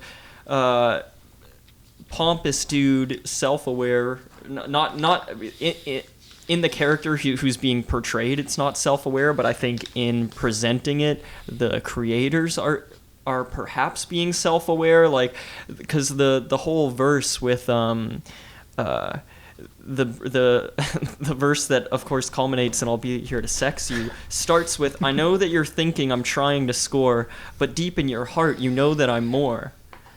Yeah. And then to have that verse culminate with him admitting, "No, I'm not more than that. Like, if you want to fuck, I'm down." I think, to me, must be a little bit self-aware. It must be playing a character. But where I think this falters more than Troublemaker and Greatest Man, where that character is more acceptable to me, is this song doesn't have enough of that self-awareness laced in there. Like, I had to reach and discover for that, and the fact that I had to reach, that doesn't mean that it wasn't intended, but it does mean that it's not super clear in the lyrics. And so I would like this song more if there were a bit more lines, like in Greatest Man or like in Troublemaker, you know, when he says that he'll party by himself because he's such a special guy, that sort of thing. Yeah. If there was a bit more of that in the lyrics, I would be able to get behind this song more. And I want to get totally behind it because I like the music. Yeah. Whereas as is, even though I've sort of reckoned with this song, reconciled, and become comfortable with it on the album and what it's doing, I'm not showing this song to someone. If I show this song to someone, they're going to be like, "What are you listening to? What do you think about women?" So it is quite troubling. Whereas if I were to show them Troublemaker, I could more easily point to, "No, look right here. He's saying this. This song is about someone, and we're supposed to like be laughing at this person." Whereas this song has much less wink. So, is there even a wink at all? I don't know. So what do you think, Kev? I mean, I'm not going to speak a lot about it because I think I was interjecting back and forth. But I'm like, this song sounds like it's like from a bar. Like I feel like cigarette smoke and like a really shitty beer, and like Scott Schreiner wearing like a tank top with a lot of tattoos. Which I think is actually accurate. As he is wont to do. Yeah. And he's just like playing pool and like approaching a girl. Anyway, what I really appreciate about the song, which nobody discussed yet, is that in the chorus, when they're not singing, the little synth. We talked about that. Did you? Yeah. Mm-hmm. Oh, sorry, I missed it. Okay. Yeah. My bad. I wasn't sure if it was a talk box or a synth. Oh, that's what you were referring to. Okay. I didn't know what you were talking about when you were talking about that. Okay. I think it's random. I'm pretty sure it's a synth. Yeah, it's really cool. I really enjoy that part. Yeah, so I said love the synth. It feels like a bar. Everything else I think we discussed. So I would prefer to discuss Automatic last. How come? I got a lot of things not a lot of things to say, but I got some things to say. I think we should do it in order, man. I want me to go first? I'll go first if that's what it takes to. I'll go first. Track list. No, because well, I'll go first. Do it, man. I think we should. I think if we're. Let me put it this way. Yeah. If we're doing the albums in chronological order and we're not doing any B-sides or anything like that, yeah. I think we should do the track lists as they come on the album. No, they're not coming as they come. I'm saying who's going to speak about it first. Oh, you meant? Do you want to talk about Automatic last? Like, do you want to go last? Yeah, exactly. I see what you said. misunderstood. Yeah, okay, I misunderstood completely. Yeah, you can go last, I'll yeah. speak about. You guys want to speak about it first? Yeah. Let's hear Liam. I right. feel like Liam should Okay. kick one off in a bit. Sure. Sorry, I'm just going to make sure this camera's recording. Okay. Just to double check. I'm pretty sure it's going to record. It hasn't not recorded, but anyway, I'm always just paranoid because like Sandy, the one time when we were doing the interview, like one camera turned off. I know. Anyway, The one that was on me. yeah, I have to animate it now. Frame by Oh frame. no. All good? Yeah, it's all recording. Okay. Okay. This song to me actually sticks out the most on the album of all the tunes. I think at least sticks out as being as not fitting. Musically, it's got more of the crunch that is indicative of the album, but Pat's voice on this song is so jarring to me. He's doing like this. He sounds like he's doing like a British accent. Oceans. It's like it's the British accent you kind of get from listening to British music as an American. And then the guitar part that he's written, even though it has the Weezer crunch, it's something that I don't think Rivers would ever write. You know, it's Definitely clear not. that it's his own guitar part. I'd agree. And I think that's really cool. Whereas the progression in Thought I Knew, I could hear Rivers singing over that. And it also has Brian's voice, who has been heard a lot more on the album. But I think this song has some really cool parts. I think the guitar work is the standout. I think Pat is a really cool guitar player. The chuggy riff that he wrote is really unique in the Weezer catalog. I also love there's like little kind of like I describe them as like little glitchy guitar parts in the bridge I know where exactly he must what be you're like talking about. Do. yeah. The harmonics, It's like- it's harmonics, but it's like certainly the harmonics aren't clear like they are on Freak Me Out, you know? So I really dig that. But I think the lyrics and the delivery of them have just never quite connected with me. I mean, I think the sentiment of the song is sweet, that when you love someone, you just know it and you want to give your all to them. But this one has always sort of had a tough time connecting with me as directly as the other songs. So I'd love to hear you guys talk about it. So that'll be me because you want to go last. So yeah, I'm gonna not spend a ton of time on it because I want to hear what Kev has to say, and I agree with most of what you said. Pat has a band or had a band called The Special Goodness, who they had a few albums. I only had one of them called Land Air Sea that I think came out in like 2003 or 4 or something like that. And this song sounds like a Special Goodness song. It sounds exactly like a Special Goodness song. the thing that I like about Land Air Sea by Special Goodness is that it has a lot of really inventive guitar work.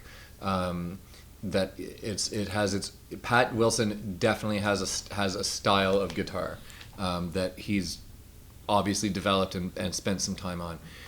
It's a little shreddy. Like I get the impression that he probably likes Van Halen and stuff like that, right? And so I hear a lot of that, but I also hear like grunge. It's like shreddy Van Halen, glammy grunge.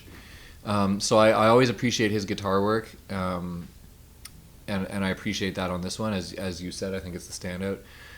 I've never loved his voice. The way he sort of rolls syllables around and is kind of grating sometimes, and he I don't know. There's something about it, like it's just he doesn't have that quality that a lead singer you would want to have, right? There's nothing about it that draws you in, really, right? So it falls short there. This is one where I like the robot voice or whatever. I like that. I think it's a good hook. I think it's dorky and cute and fun. There's a dissonant guitar line that comes throughout the chorus that I like. Yeah. Basically, I'm just spending a lot of air and words right now to say I like the guitar work, but I think the song is out of place, as all the other ones feel out of place. So as a transition, like I'm pretty sure we're all on the same page here a little bit, because my first thing it says, this doesn't feel like a Weezer song, but I like it, and they made a remix of this song at one point for a car racing game. Yeah. Whoa. And like it sounded a lot better than this actual recording. Yeah, I remember that. For Gran Turismo.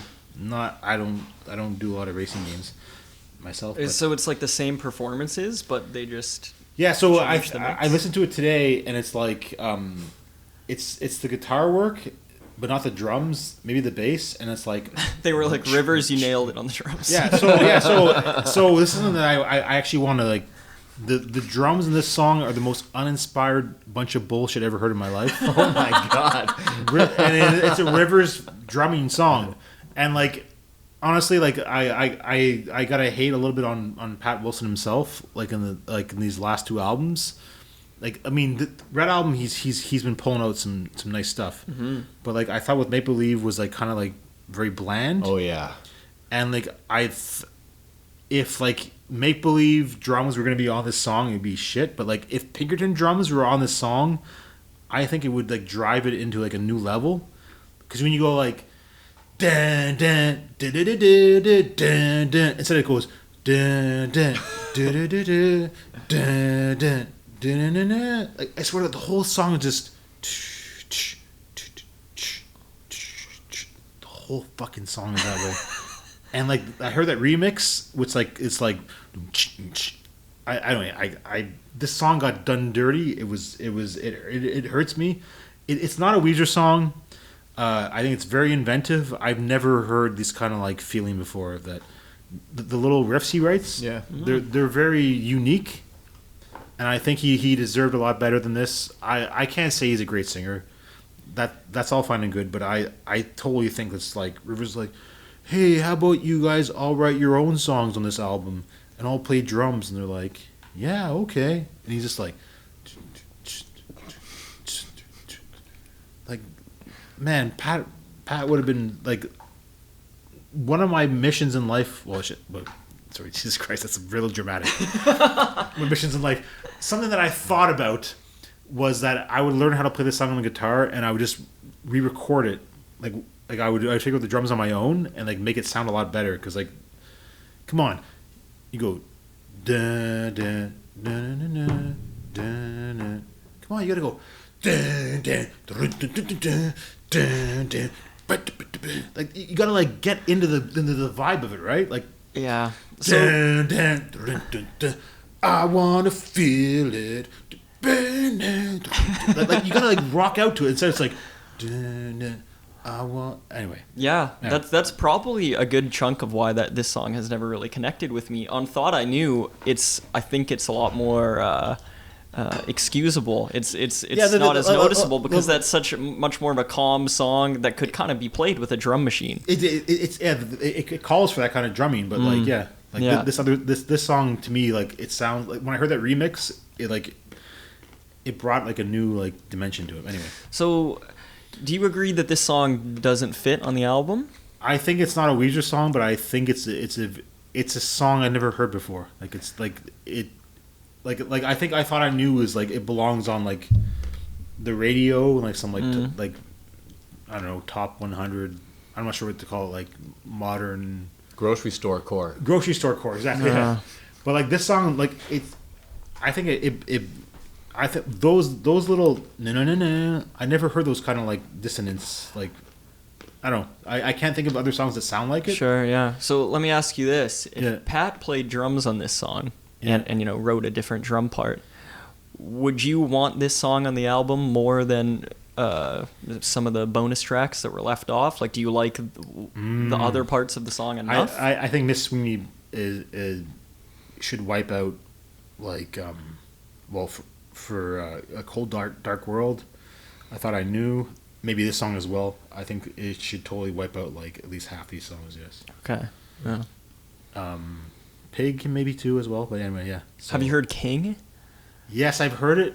I like the chorus a lot, but I can't help but think about that song when I listen to Cold Dark World. Totally. Since they're both character pieces sung by Scott. I think it's the better one of the two. I think King is a straight up ripper. Like I think Yeah. I really like it. Yeah. I think the chorus is like. But it's also not very Weezery though too. But still, like it has it feels very like at a bar to me as well. Rivers wrote that one. There's a Rivers version because that's not a Rivers and Scott co-write. That's just a Rivers song. Mm-hmm. Okay. And there's a Rivers version of it. I think it's just him solo acoustic. Yeah. It's better with Scott. Okay. Scott's an improvement. He sells the story Oh, more, cool. in my opinion. He does. I can picture him in that bar much Yeah. more.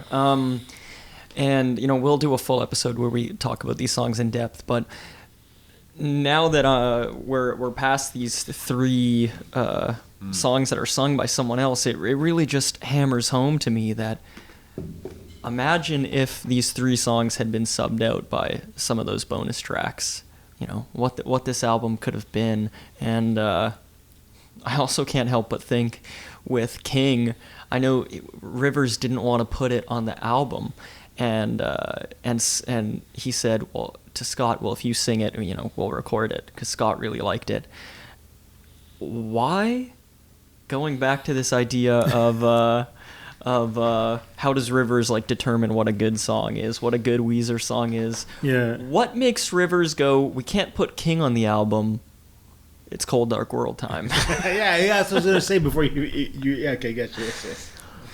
I don't know, man. I'm surprised about those facts, but I have no answer for it. Yeah. So I think all three of these songs are good. Honestly, I think I like any three of these other sung songs more than most of the stuff on Make Believe. I'd actually agree with that. But they don't fit on the album, and this album is only 10 songs. It feels pretty tight. I'd much prefer them on Make Believe, if nothing, just because it's a longer album. And so this really is one of those things where it's like, what the album could have been had this not happened. Mm-hmm. We just don't live in that timeline. But we have the songs. So. But the other thing that I've always thought though too, and I got to imagine that this could have been easily remedied because Rivers has so many songs, right? But I've often thought too that a lot of the songs from the Red Album era that he was doing were really long and really slow, right? That's true. So if they had put this is my conflict with this, is because all of those Red bonus tracks are superior in every way to these three, right? But I also feel like when you put them on the album and listen to it, the album after Dreamin becomes very slow. For sure. And yeah. very much like kind of one mood, right? Which, again, could have been easily remedied by just looking into Rivers' songbook and pulling out a couple of faster tunes or something, but I can kind of see what his record company people meant when they were like, there's no singles here. You gotta please write us some singles, right? So we can promote this fucking thing. Yeah, and even the 3 bonus tracks they went with are much more up-tempo and driving. So it kind of... So it was Pork and Beans, Troublemaker, and what? That was it. Okay. In terms of like the go write us some radio songs. I think it's just Troublemaker and Pork and Beans. Yeah, and then the other singles from the album were Greatest Man and Dreamin, which are were much less popular. So, Lena, you should start off with The Angel and the One. I would be honored. I'm going to ruin a bit of the guessing game just because I have to do it to talk about this song. This is my favorite Weezer song. So, we were at the Avant-Garde bar. And you had said that it was, so I wasn't going to try to... I remembered it, so you totally blew my cover there. Sorry, yeah. I have to say it right up front because it wouldn't feel right to talk about this song and trying to hide it just to be cheeky for our game. So I'll just say some stuff and then I'll hear what you guys think and maybe we can bounce around a bit. But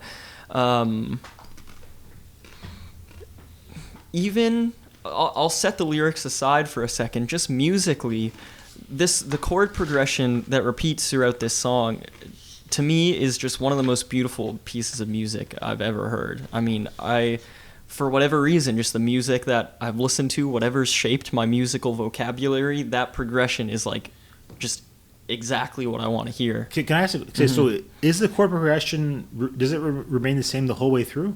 Yeah. Okay, so it's the same 4 chords? Or 5 chords? It's more than 4. Yeah. Because it has a little drop down and it holds a certain note at the end. Yeah, because they're walking through more root notes than that, but maybe it's like 5 distinct chords, but then you hit the root note of like 8 chords or something. Because I thought like the greatest man that ever lived. Sometimes I wondered was it the same chords the whole time through, but they're probably similar, but not always the same. But I think Greatest Man changes more. It changed. Okay, so I was listening to this. I'm like, it sounds the same. Anyway, yeah. So I never played it before, but okay. Yeah, it's all the same. And even when the guitar drops out and the lead part kind of takes over, the bass is still doing the same chords. Yeah. Okay. And so I love that idea of a motif for a song that plays the same thing over and over and just builds. Those are some of my favorite songs, and I've highlighted them as we've gone through the album. You know, Heart Songs and Greatest Man and Everybody Get Dangerous. I love songs that build to a place. And so this song to me doesn't need a chorus or a verse. I mean, I guess maybe it's all one long verse because I love the chord progression so much that I could take 10 minutes of that. And the fact that they are able to build so much on it and layer so much on top of it so delicately, it's sort of like Rivers came up with this chord progression, which isn't all that unique. It's very pretty, but it's very easy to learn on guitar. Yeah. I am so grateful that they heard that progression and they were like, we're gonna respect that chord progression, and you're just gonna do that, and we're gonna play to it. Wait, who heard the? We heard the sorry. Yeah, like the band, if they were to hear that chord progression. Yeah. They were trying to like build on it or anything. Yeah. Right, because I had heard that when Rivers first wrote the song, it had a verse and chorus. It's called Bad Girl. Yeah. Yeah. They made a lot of bad decisions around this time. That's a good decision they made to not pursue Bad Girl, I think. And so I just love hearing how the instruments gently come in throughout this song with the light taps on the cymbal, a little bit of organ, tiny bass hits, and gradually the song just builds and builds. It's obvious when you hear it. And then I think these lyrics are just I won't say my favorite Weezer lyrics just because he has written some great lyrics, but I will say that there's nothing in these lyrics that makes them less than my favorite. Like they'd be tied for my favorite. I don't think they're better than everything he's done before, but they're not less good than anything he's done before. I have a funny interpretation of some of these words, but anyway, you can correct me after the fact. Please. So I think this is an incredible story. I think coming at the end of this album, when he's been playing this character who just keeps to himself and is selfish and thinks that he's better than everyone else, I think it is so cool to have it end with a song that is so personal and self-reflective, and seems to be saying it's not enough for me to hinge my happiness on someone else. I need to aspire to something greater than that, find fulfillment within myself. Yeah. Which is sort of what he's saying in Troublemaker in much more crass terms. He's saying, I'm only focused on myself. In Angel and the One, he's saying, I need to be focused on myself in order to find fulfillment in life. And once I find fulfillment with myself, then I'm going to bring you with me.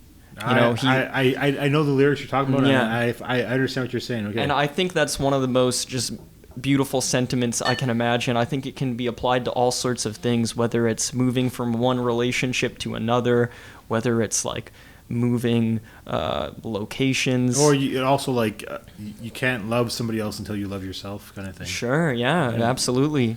I think it could be about deciding to not be in a relationship with someone, and just focusing on yourself. I think it's just an incredible sentiment. Can I ask when you first heard this song?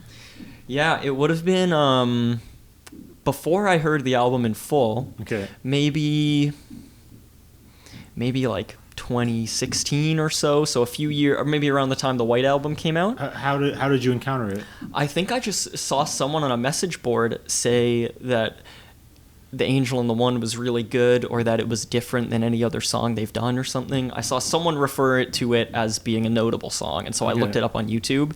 And from the first time I heard it, I was like, this is incredible. And over the years, my respect and adoration for it has just grown. Yeah. So. All right, cool. I love it. Sandy, what do you got to say? No, I can't add a lot to that because I agree with a lot of it. I can't say it's my favorite Weezer song. It would, if I had to sit down and make a list, it would probably crack my top 10 for sure. I remember hearing it. I have a memory of hearing it, I feel like maybe. I heard, because I had the Red Album on CD. I bought it at fucking CD Warehouse or whatever, and I remember So you see Warehouse is it was a funny reference because I don't think they're around anymore, are not they? Okay. No. CD Warehouse, yeah. They're awesome. I have this memory and I can't place it in context. So in other words, I don't know why I have this memory. I'm not sure how come I slept on the last song, but I can remember looking at it one time, because I didn't really like the Red Album when it came out. So there's a good possibility that maybe the first time I listened to it, I didn't listen to it all the way through. Mm-hmm. But I feel like I can remember looking at it and being like, I don't remember that song, or I don't remember what it is. And I can remember putting it on and being like, holy shit, I didn't know that this album, because when Red came out, I didn't care for a lot of it. I really didn't. And so I think I wrote it off, and then I can really have this memory of being like, wow, the last song on the Red Album is a major tune. This is really, really, really good. Yeah, I agree with everything you said. I think it's a really interesting. It's repetitive, of course, musically, but it iterates every time it repeats as well. I think it's a really spiritual song. I don't know how else to say it. Yeah, absolutely. You know what I mean? Yeah. It seems to. That's what it evokes in me. It's very hopeful as well, which is a truly hopeful, I think, song, which is not one that I'm used to hearing from Rivers, because he's usually much more anxious and or ironic, and this one I don't get a lot of that. And It's impressive. It's very impressive. I really like it. I'm just gonna stop that for now because I don't have a lot more to say. Okay, well then I'll jump in. Do it, man. Okay. All right, so like, okay, I was gonna say as far as I can tell, there's no structure. There's no verse, chorus. It's like a build up the whole thing. It's like, right? Yeah. You look at my notes. No, I can't read them. Right.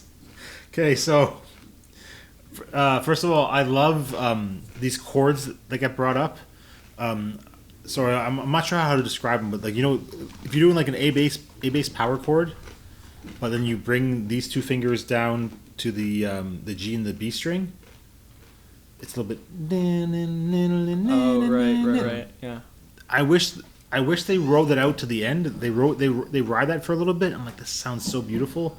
It helps build it up a lot. I'm like, damn it. And eventually, at some point, they pull back and they're like, no, we're just gonna do power chords again. I love that part so much. I gotta take some exception here. I'm flying up so high, my purple majesty is displaying. And I said, purple majesty, is that his penis? I knew that's what you were gonna say. I knew it. Yeah. What the fuck is you were talking about? What is it? What is a purple majesty? I searched it. I couldn't. It was a plant. I didn't understand. Well, you know the answer to this? I don't know. I've looked it up too because I also didn't know what that meant. I like what it evokes. It always made me think of a magic carpet for some reason. Like he was riding a magic carpet in the sky. The closest thing I've been able to find is the song "America the Beautiful." Yeah. You know, the From Sea to Shining Sea, that song. Okay. America. They say in that song, Purple Majesty's Mountains. Oh, I thought you were going to say my big old dick. Sorry. And so... that was the reference. So it's a plant I've figured out, but I don't know. I didn't know it was a plant. I mean, in the song, I think... I don't know. I mean, in America the Beautiful, I took it to mean like just a mountains against a purple sky, but maybe it's referring to a plant in the lyrics of the song regardless. But whatever it means in the context of America the Beautiful, in reading those lyrics, I took it to mean like in America the Beautiful, Purple Majesty Mountains are like the image of something ideal because it's a nationalistic song about America being great. And so he's taking this image to say it is like this is an ideal image to strive for. Okay. This is like as good as it can get. This is what everyone in the country sings about. I can feel you there. Could be his dick though. That's the only line I've ever wondered about. I thought he's floating in the air. It's like my dick is erect. Yeah. No. Okay. So another thing too is like there's a lyric that repeats itself, and the first one is that you are an angel, and I'm the one who's praying, and then it recycles back to it and says, "We are the angels, and we are the ones who are praying," and it's like it sounds like at first like this I'm assuming woman is like this person that he praises, and then he's the person who's like really into her. And like, or like really observing it. And then afterwards, it's like, now I've gone to a higher plane. And it's like, now we are both these great people, and we are also the people who like appreciate, like we are also humble. Yeah, that's kind of like the vibe I got with this. That's whole a thing. great reading.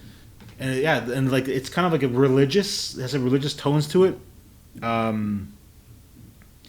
For sure, yeah. That's another way that I've taken it over the years, because what I've thought about what he's talking about has kind of changed from at different points in my life, and at certain points I've thought that he's talking about being in a relationship and realizing that's not what he wants to devote his life to. Like he's spent all this time singing about wanting to be in a relationship, but how he's really going to find fulfillment is spiritually. You know, we know he's into meditation now from the make-believe era, and so he's singing about he needs to find fulfillment away from this person spiritually with the world, and then he's saying, you know, once he finds fulfillment spiritually, then this person can come with him on the journey, you know. Yeah. Okay.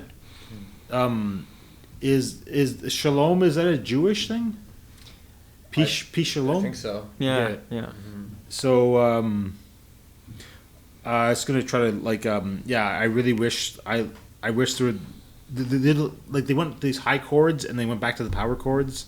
I really wish they just cut riding them up and getting higher and higher. I love the guitar solo, super great.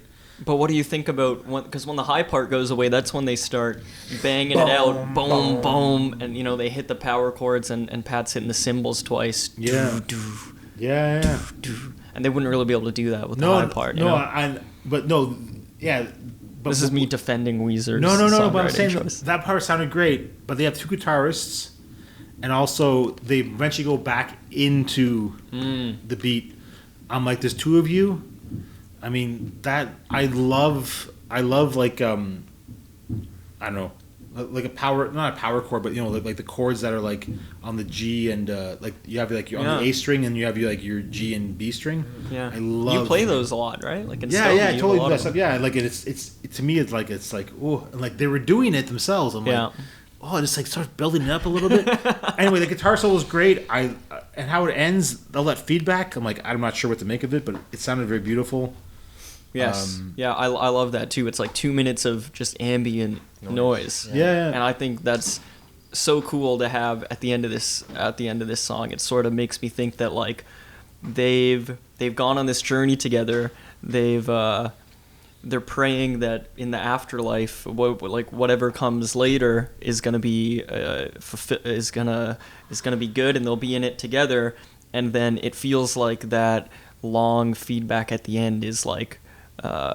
It's sort of ambiguous, a bit of like afterlife ambiguity is like what's happened to them. We don't know. You could take I literally thought that the idea was their soul was escaping their body and then they were kind of like floating into like the I don't know the Neververse. I'm not sure what it is, but yeah. Right. Yeah. Are we getting too deep here now? No. I wanted to address your, like, what you said is, like, there's two guitarists. Yeah. There's only one live version of this song that they've ever done. Yeah. Was one playing the organ?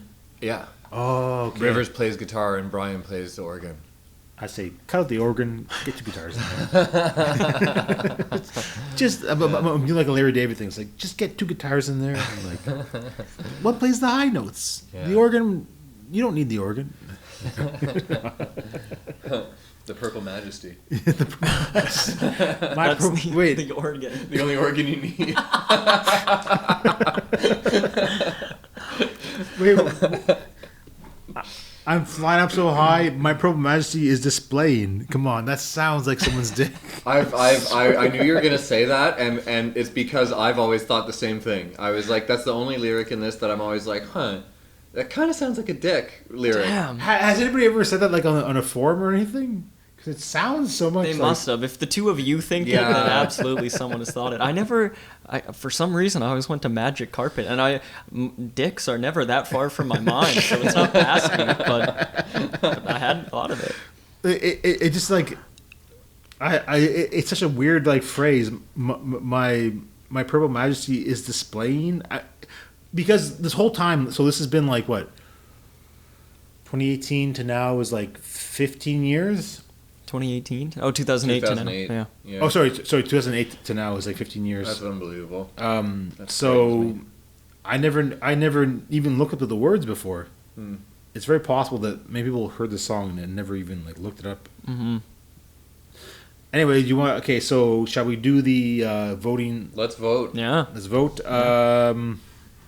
So we'll start with Sandy. Okay, hang on. I gotta get my shit together here.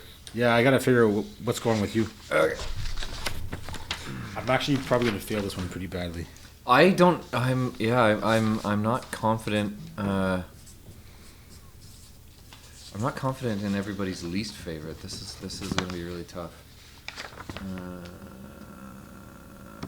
I'm good. I'm still perplexed. Yeah. I'm always perplexed. Yeah, I'll lock it in, but I'm perplexed. Okay, well, is it about me or just in general? It's about you. Yeah. Okay. The problem is you, Ken. I'm the problem. It's me. Hi. No, but am I like avoiding? I just think that you're very tough to read. But like Liam's tough too, but you're very enigmatic. I I have a lot of candidates for your least favorite. I That's just the don't problem. think, in this case, I don't think you said a lot positive. Yeah. That's a problem, though. Yeah, okay, so... We can do final thoughts before, and you can say whether or not you like the album. Because I'm not sure, actually. If you do. How about we discuss the album after the fact? But Okay. But still, like, so wait, so who are we guessing first? You want to guess me first? Yeah. You're kind of gesturing at me there. Okay. No, I mean, we don't have to. We can do. No, let's do it. Do you want to do? Are we going least or most, or what are we doing? Okay, wait. Okay, wait.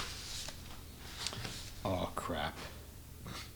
Sorry, I was in the washroom and I forgot the notes that I made. Okay. Okay, I made a lot of mistakes here already. I apologize. First of all, I need to make my own notes. I need to actually write down. Okay, I'll rip in half just to make it simple. Oh god, this is bad news. Sorry, guys. What's going on, Kev? I have so many notes here. I've lost track of what. Okay, wait. First of all, let's identify. Is there any useful notes here? I don't think so. Okay, the only useful notes here is that this is the scoreboard for Make Believe. Do the rest. Where's our master scoreboard too? Are we keeping track of like who's generally in the lead? Because I kind of want that Teal album. So here we go. Oh. I think Liam's winning. That's my impression. So here's the problem, though. This is gonna make it even more complicated. Is that we didn't vote on one of yours. Yeah. So what does that mean? So if we couldn't get a point out of you. Well, here's the thing. In our Instagram chat, Yeah. when we realized that, I think you and I both made like informal guesses, and I think we were wrong. I think Kev got it right, but he said he was cheating because he knew already. No, 'Cause no. you knew the ranking. No, to be fair though, no, I was not. I said I could cheat, but I made 2 guesses, Okay. and I actually didn't check to see what your answer was. Right. But one of my 2 guesses was right. So I think you guessed photograph. I did guess and photograph. I said it was either photograph or Don't Let Go. Did you make those guesses in the same message? Exactly. Yes. So it's like a We can't 0.5. even check the timestamps. I give that a 0.5. But it's still I didn't cheat because Yeah, you can't double guess, man. You got to lock it in. because the thing is if I knew the I answer. had double guessed, I might have got a 0.5 on that one. I think you don't get the point, man. Yeah, I think we just Fair got. I enough. think we just got to take the L. Yeah. Just for clarification though, if I was going to cheat, I would have guessed the answer and not 2 answers at once. I understand, but I think you got to. I think the fact that you didn't lock it in, That's right. I think you got to take the L on that one. You sealed your fate by being indecisive. Fair enough. So as it seems right now is that Lima's been in the lead with 9, and then Sandy and I have 6. So I'm giving you guys some gimmies on this one though. yeah. So you can climb back up. So you want to go for the best song or worst song? Let's do our worst songs first, Okay. I guess. So who wants to guess first? I'll go. Okay. This is a hard one.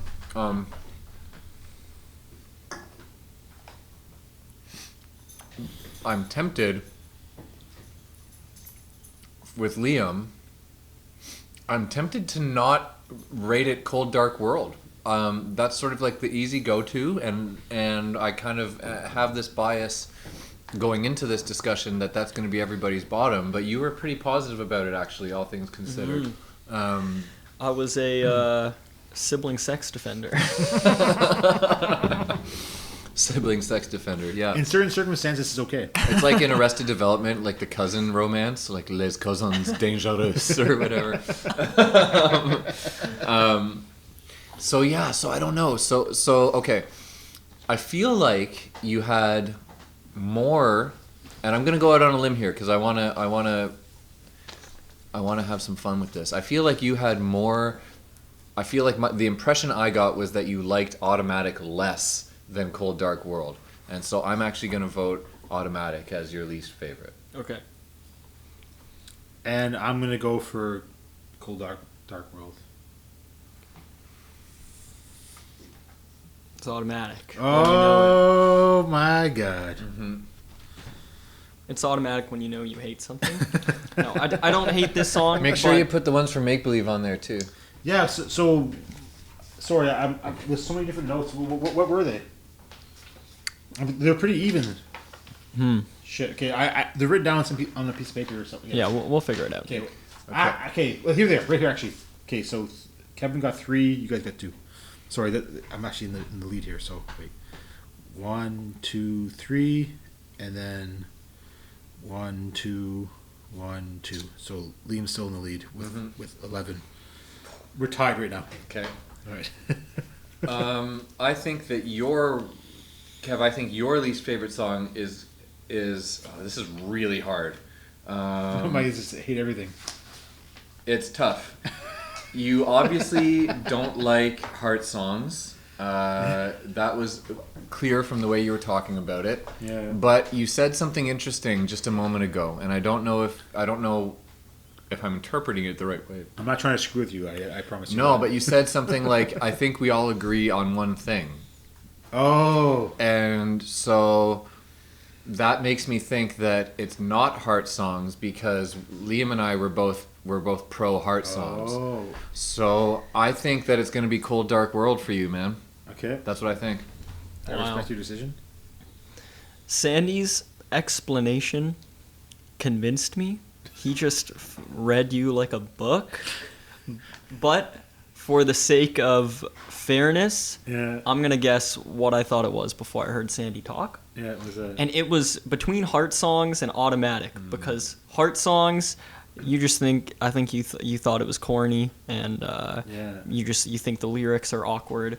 And automatic, you just fucking hate Rivers behind the drum kit. And that goes a long way. But my guess was heart songs. It is heart songs. The actual correct answer. Jesus Christ. It's Cold Dark World. Yeah. So I don't want to burst your bubble, but like so automatic. I'm speaking bad about it because like I appreciate how great it is. Right. Like it upsets you that it could have been better because it's exactly, already good enough. Yeah, it has a bit of goodness. And Cold Dark World, I'm like, no, I don't want to hear this song. Do you? And you might have said it, but as a reminder, do you like the music of Cold Dark World, and it's just the lyrics bringing it down? No, the only part that I like about the song is that synth. That synth. Yeah. Or the talk box, whatever it is. Yeah. So Sandy, you got that right? Yeah. Okay, Yeah. so now we're at Liam's at 11, Sandy's at 10, I'm at 9. Okay. Oh gosh. Wait. Help me out here, guys. Who have we not voted for? Okay, so For the worst song, we haven't guessed Sandy's. we haven't given any best Any songs best yet, songs right? yet? No, Yeah. we're We still gotta doing finish So off I'm first. gonna go Cold Dark World for you. Okay. For Sandy, it was between Cold Dark World and Everybody Get Dangerous. Is it more bothersome for you to hate lyrics or more bothersome for you to hate a chorus? And while I think That's a good question. While I think the lyrics of Cold Dark World are worse, or it's tough to say, because the lyrics of Cold Dark World are across more of the song, whereas Everybody Get Dangerous is a smaller fraction of the song. But you've said that you can normally get past bad lyrics if you like the music enough. Yeah. So, But can I get past Cold Dark World? Is really the question. that's right. There is bad lyrics, and then there's the shit line, and then Cold Dark World's The lyrics. shit line. But I also did say, and if we watch the tapes, I'm pretty sure this will bear true, that I think my literal words were Everyone Get Dangerous doesn't pass the shit line. Right, think I said that. Yeah. And you really like the music of Cold Dark World.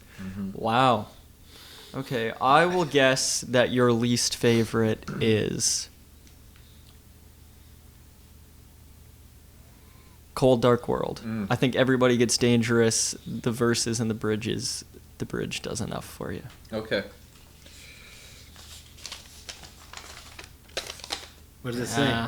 Sex you. Sexy. Oh, gotcha. Yes. I don't know that song. Okay. Nice. All right. Oh, you know it. Good job, guys. Yep. All right, so Liam and Sandy are now tied with 11, and I have 10. So we're all pretty close. Okay.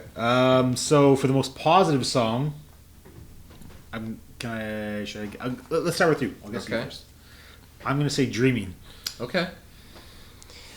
Dreamin is initially what I thought, and then you said Angel in the One might crack your top 10.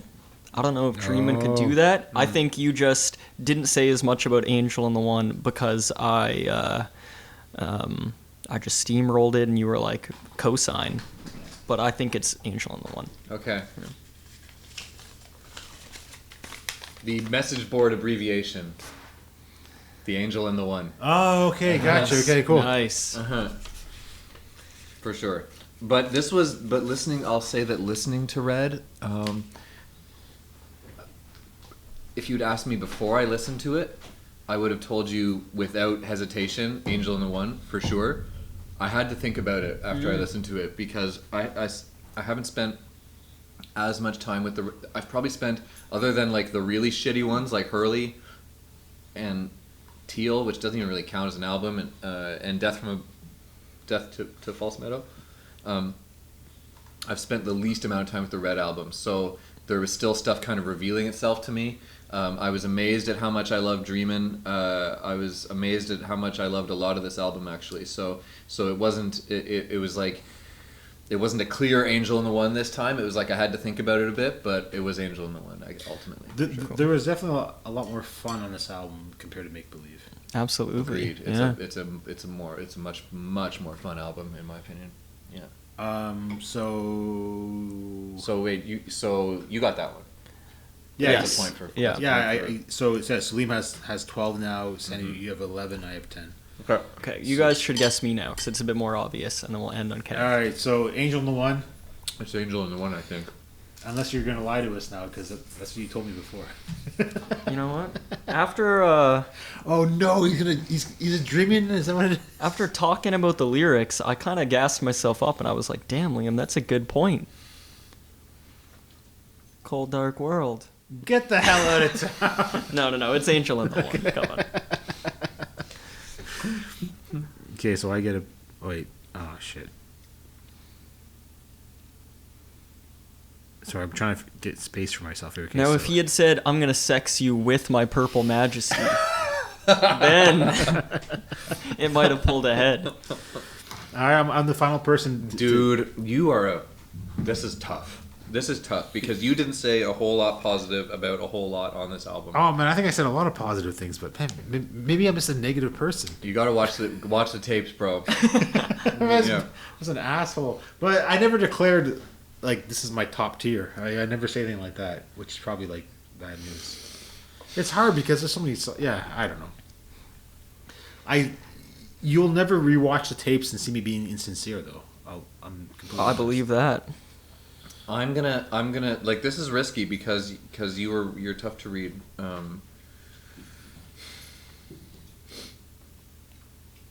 I'm going to. We already guessed all the least, so we're guessing most favorites now, right? Yeah. Okay. Yeah, exactly. Okay. I'm gonna guess this because it's the one I heard you say the most positive things about. Mm-hmm.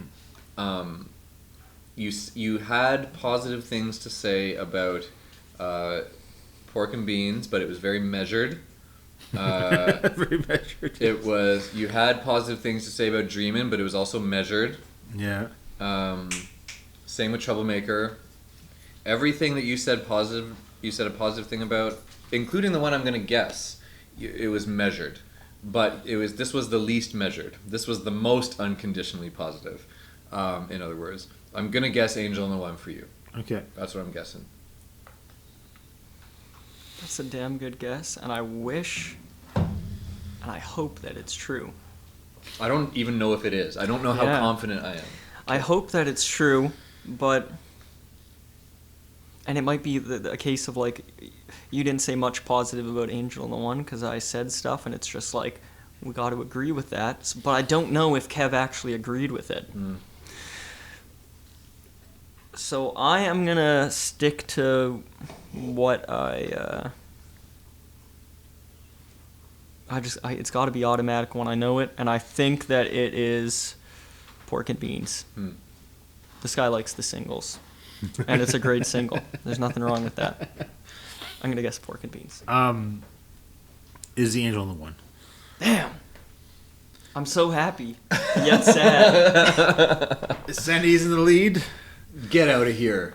Yeah, you're at 13. Okay. Liam's at 12. I'm at 11. Damn. Okay. Cool.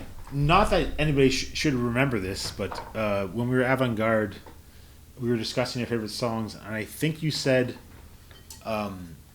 you gave me Your Love to Me Softly. It was a B-side from That, if I had to say what my favorite Weezer song would be, it would probably be that one. And I recall you said Angel in the One. Mm-hmm. And I said, that's not my favorite song, but I said that's probably my favorite song off the Red Album. No way. Yeah.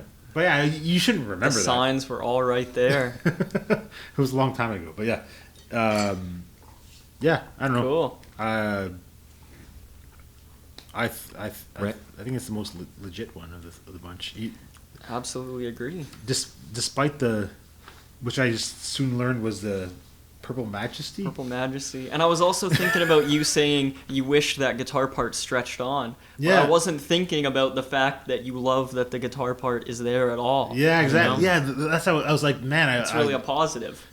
So I feel like conflicted about the song. Like, this is a really great song. I'm like, man, they totally like could have beefed it up and like kept it going and like. I know. Get Rivers on the drums. Yeah, gave her the drums. Second drummer going. No, but yeah, no. I think it's a really great song. I mean, especially versus all. Man, imagine we would do this with all the songs. Like 170 or whatever it is. I'm up for it, rank to be them honest all. with you. Like I'm.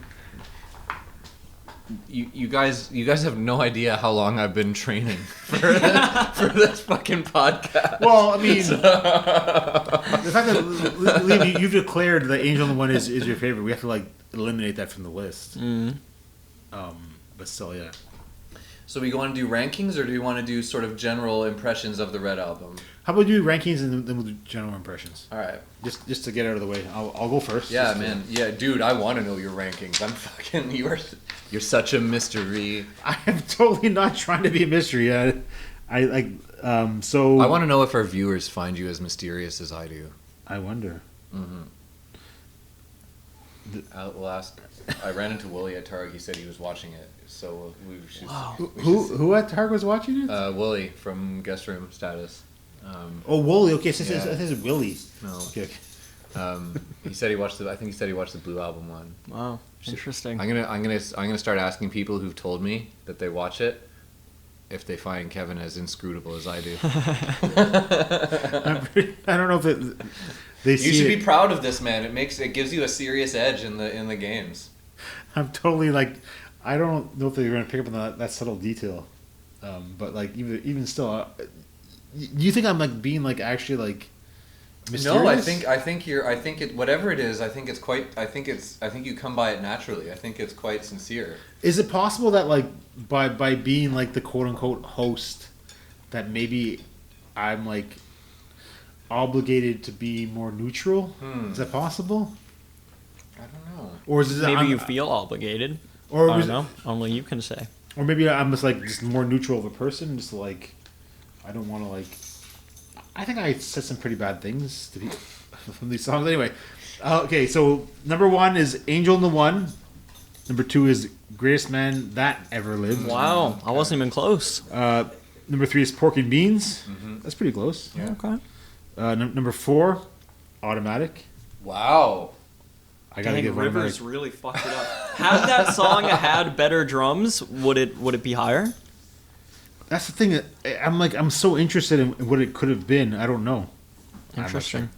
Number 5 is Dreamin. Okay. Number 6 is Troublemaker. 7, I Thought I Knew. Number 8, here's where it all gets bad. Number 8 is Everybody Get Dangerous. That's the shit line, right? Yeah, that's the before shit it. line. The shit line. And then number 9 is Heart Songs. Number 10 is Cold Dark World. Okay. So I'm going to make a little graph here and try to like see how everyone lines up. Who wants to go next? I want to know Liam's. I'm Okay. curious. My least favorite, Oh, yeah, I'll do favorite first. Yeah, you sorry. do favorite first, yeah. Angel in the 1. Number 2 is Greatest Man. Number 3, surprisingly enough, as I made this list, is Troublemaker. I think it's so funny and fun. Number 4 is Pork and Beans. 5, despite the chorus, is Everybody Get Dangerous. Whoa. Because it's so funny and fun. 6 is Heart Songs. Wait. So 6 is Hearts? Okay, whoa. My lord. Not funny, but it is fun. 7 is Dreamin. 8 is Thought I Knew. And then there'd be a soft shit line. Cold Dark World. And then a harder shit line, Automatic. But even that shit line is nowhere near as hard the shit line is on Make Believe. Like, I'd say Automatic is still like a 6 out of 10 song. Yeah. I agree. I think the lowest low on the having now listened to them back to back a number of times, I think the lowest low on the Red album is still like higher than most of Make Believe. Yeah, I agree. I would say.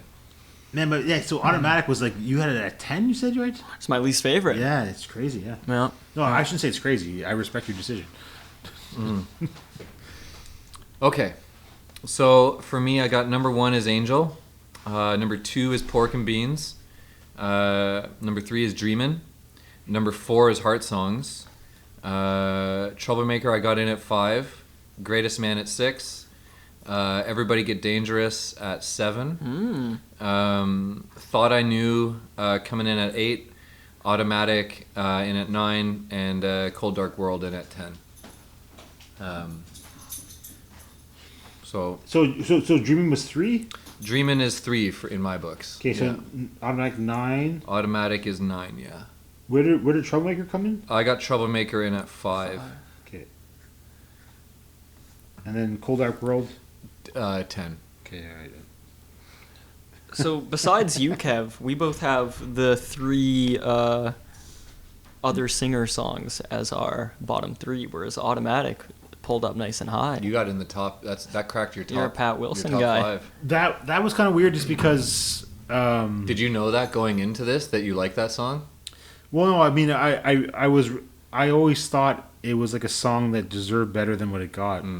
But I wonder, though, if it was actually like produced the way that I thought would be I'm like the magical person who's gonna dictate this stuff. I could almost guarantee you that you would do a better job than Rivers or Rick Rubin. but like it sound like the core. It was a really interesting like idea of a song, and to be fair, maybe if it was actually made that way, it would be shit. But like, I don't think it got a fair kick at the can. I don't know how to word that, but Right. Yeah. But yeah, maybe I was being too nice to it. When I was listening to this, I thought, despite the fact that I rank it pretty low, again, this isn't a situation where like for me, my number 9 on the Red album does not mean the same thing as like my second to last song on Make Believe. You know what I mean? But say that again. So I have Automatic as my second lowest song on Red album. Right? Yeah, but it could be like above all the Make Believe songs. That doesn't mean that it's a bad song, yeah, right? Okay, whereas if I've got I can't even remember. I fucking blocked it out. I got My Best Friend as my second lowest on Make Believe. Well, like yeah. We are on the way I feel about Automatic and My Best Friend are very, very, very different, right? Yeah. Like I think when I was listening to this, I was surprised at how hard Automatic kind of goes at a few points. I was like, this song has a little bit of heat to it. So I think that Automatic actually goes pretty hard. But just because of how I feel about everything else on the Red album, I had to put it at number 9. But it's kind of like a funny exercise in general, just like that. Like, I mean, we all have preferences, and like, I don't know. It's just like we're all like rating these things, and like, nobody's opinion is more valid than anybody else's opinion. Of course, you know what I mean? Yeah. But it's kind of like well, yeah, like the whole point is like we have different preferences, or just like different ears, or like when we were like growing up, we like heard different things, and like yeah, it's I don't know. If you like Automatic enough to put it at number 4, you should definitely check out the album Land Air Sea by Special Goodness. Yeah, so it's not so much that I'm like thinking like this is like the greatest thing ever, but like I give it such a high preference because I thought it was done wrong. Like I thought like It's like a pity number 4. in a way it is. Okay, so there was a song from Special Goodness that they introduced. I don't know if you know the history of this, but like when Weezer was recording, probably maybe it was Make Believe. They had done a demo of one of the Special Goodness songs. Was it called The Story of My Life? Was it that one? I can't. It could have been, but like the original version sounded really good, and then when they Weezerfied it, it sounded like shit. I don't know what it was about it, but it was like. They also had a Brian song called Yellow Camaro. Yes, that sounds familiar. That one there was actually a demo for it was an early album 5 demo. Yeah. For the album that got scrapped in 2002 that they were going to be doing. That's a pretty good song, Yellow Camaro, and he turned it into a Space Twins song, and it fucking slaps. It's so good on the Space Twins album. Yeah. Cool. Man, I don't mean to get into the personal dynamics of Guest Room Status, but like, how do you guys like introduce songs to each other?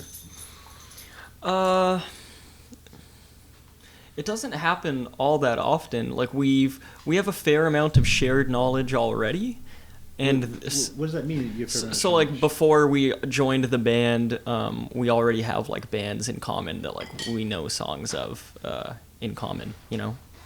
Okay. Yeah. So. It seems like we don't actually show each other songs all that much. Like we kind of keep to ourselves. I think he means like when you're writing songs. Yeah. Oh. Yeah. Oh, sorry. So can you say the question again? So like, how does like somebody like introduce a song for you guys to like write, or is the song pre-written by somebody, or like how does it work? It depends on the song. Sometimes, like Dave will have a song already written musically, and we just need to jam it and like figure out lyrics or like mess about with the structure a little bit. Yeah. Or sometimes one of us will just have like a tiny riff idea. Like we're working on a song right now that Pete wrote the riff for. Told me about that. Yeah. Yeah. And so Pete wrote this riff, and so Dave learned the riff and tweaked it a little bit just so that it was like easier for him to play. And now we're just kind of adding parts together when we're in a room and saying, oh, it would be cool if it did this. Let's figure out how to play that. But you like maybe I'm asking case. If I ask many questions, I don't mind. But like if you're all just like in a room together, are you just kind of like just jamming it out, and people start like sort of like pulling apart from like what the original riff was to try to like explore stuff kind of thing? Yeah, definitely. And sometimes we'll do that for like an hour or two. Someone will say, what if we try this? We'll work on how to do that for like an hour, see what it sounds like, and then we'll be like, yeah, this hasn't brought us to a place that we all feel good with, and it's like kind of obvious. So then we just go back to like the last checkpoint of being like, all right, we won't do that. Has there ever been a point where there's like disagreements about? Yeah, I don't know that there's ever been any big disagreement of like, I don't think we should like have this entire part at all. Normally it's just smaller things, and then someone will just like have to make their case, and we'll either say okay, or someone will say no, I really don't want to do that, and then the other people will have to say okay. But there hasn't been any big disagreements as to like someone wants to have like a totally separate like bridge section, and like the other people aren't down with it or something. We seem to have pretty commonly established like goals and ideas. So is like this is like an interesting question. Like for you, Sandy. Like I think like you are teenage fiction. Yeah, unfortunately, because I miss that stuff that he's talking about. But when you create a song, it's like this is how the song's gonna go, and it's like you're just teaching it to other people, kind of thing. Yeah, and I like this, and this isn't like obviously not a slam on James or Kenzie at all because they're Yeah. fantastic musicians who work really hard at Teenage Fiction. So like, but I miss that. I miss that thing because they, you know, James has like 30 projects that he's in, and Kenzie is a songwriter in her own right, and she's actually a really, really productive songwriter. So she kind of keeps her ideas for herself, and I miss collaborating with people. I really do a lot. So I'm in Teenage Fiction right now. I've got some new stuff that I'm working on, but I don't find it very exciting, and I'm kind of bored with collaborating with myself. Do you feel like you're kind of like naked when it's just like you by yourself? No, but I'm just bored of it because I'm 39 and I've been doing it forever, and Yeah. you know what I mean. It's like, But- it feels like a chore. But like if you like brought someone into the fold. Sammy, what's going on, bud? Nothing. He's just- So bored. But okay, so, like so if you brought someone into the fold, Yeah, and then you weren't digging it, like what would you do then? I'd probably ask them to leave the fold. Get out of my, get No, out of I my get it. fold. I get it too, but yeah, it's Or like I don't know. Like I've been in. Does he need out or something? Like he's really going hard. Marie's. Yes, Is he okay? he's fine. All right. I'm sorry, she's been watching. I can just stand outside with him. He doesn't need anything. I think he wants me to hold his blanket Oh. Oh, so okay. he can jerk himself off, like your brother does. Yeah. And I just refuse to do that. So. Give me his toy. I can speak He's his toy super for horny. him. I don't mind doing that. I'll bring you the blanket. Bring me the blanket. I will.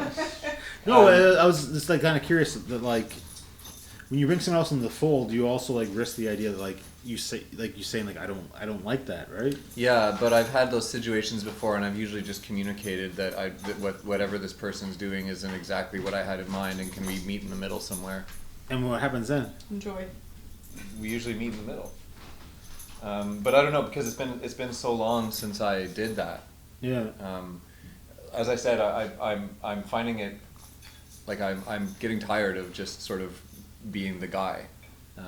Yeah. I don't really like it. So I got to figure out what to do about that because I'm not very motivated to work on new things right now. I was put in this like really awkward situation when I was like in my like early 20s. I was like, you remember For the Mathematics? Yeah. Yeah. So the drummer of that band, I was in a after that band ended, I was in a band with him. Oh really? Okay. Anyway, he's like, Kevin, you're gonna write the songs, like write the music for them, and no one else can contribute, but you're gonna have no say on the vocal melodies. Right. It was like this weird situation where like nobody else could write any music towards it, and like the band just fell apart in the end.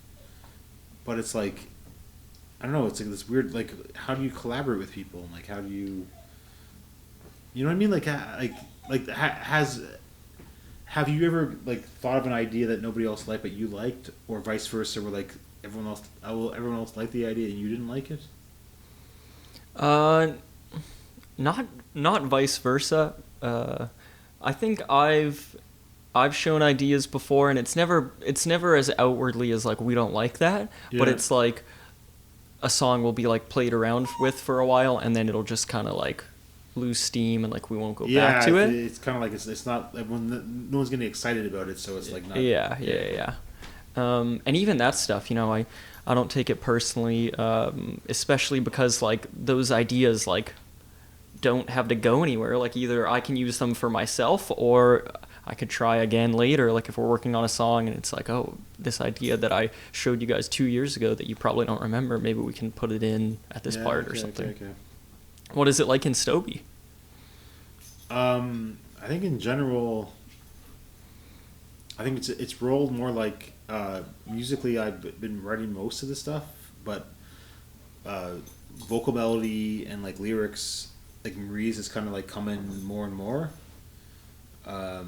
Yeah, I always find it really funny is that like I think most of like the songs that people like are the ones that she's actually written the vocal melodies towards. And then like the song that you were mentioning, I really wanna. Mm-hmm. that was like a co-write with Rick, and then we have like a new song that's like a co-write with our drummer. But yeah, mostly it's like just basically me and Maurice. But like yeah, it's like I don't know. I guess like there hasn't been a lot of ego,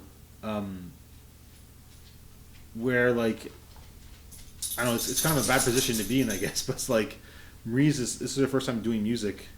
Wow. And so like she's an artist. She's a really great artist. So like I guess I'm like the commander, but like basically like I'm like we're writing stuff to make sure that she can sing it, and then we're both in agreement that it works. But like yeah, I don't know. It's kind of like I can't sing. I don't have any like if she can't sing it, I'm not gonna like force her to sing it. And it's like if she writes a great melody, I'm not gonna say like, well, I didn't write that, so it's bad. So there's kind of like there's mutual. I don't know how you put it. Like we're there's no ego involved because we're going for the same goal. Like it's not like I want to make sure that I wrote this song. It's like no, I want to make sure this song is the best as it can be.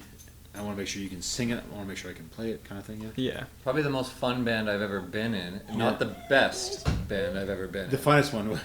Probably the most fun band I've ever been in. Yeah. It was my first band, and there was 4 songwriters in it.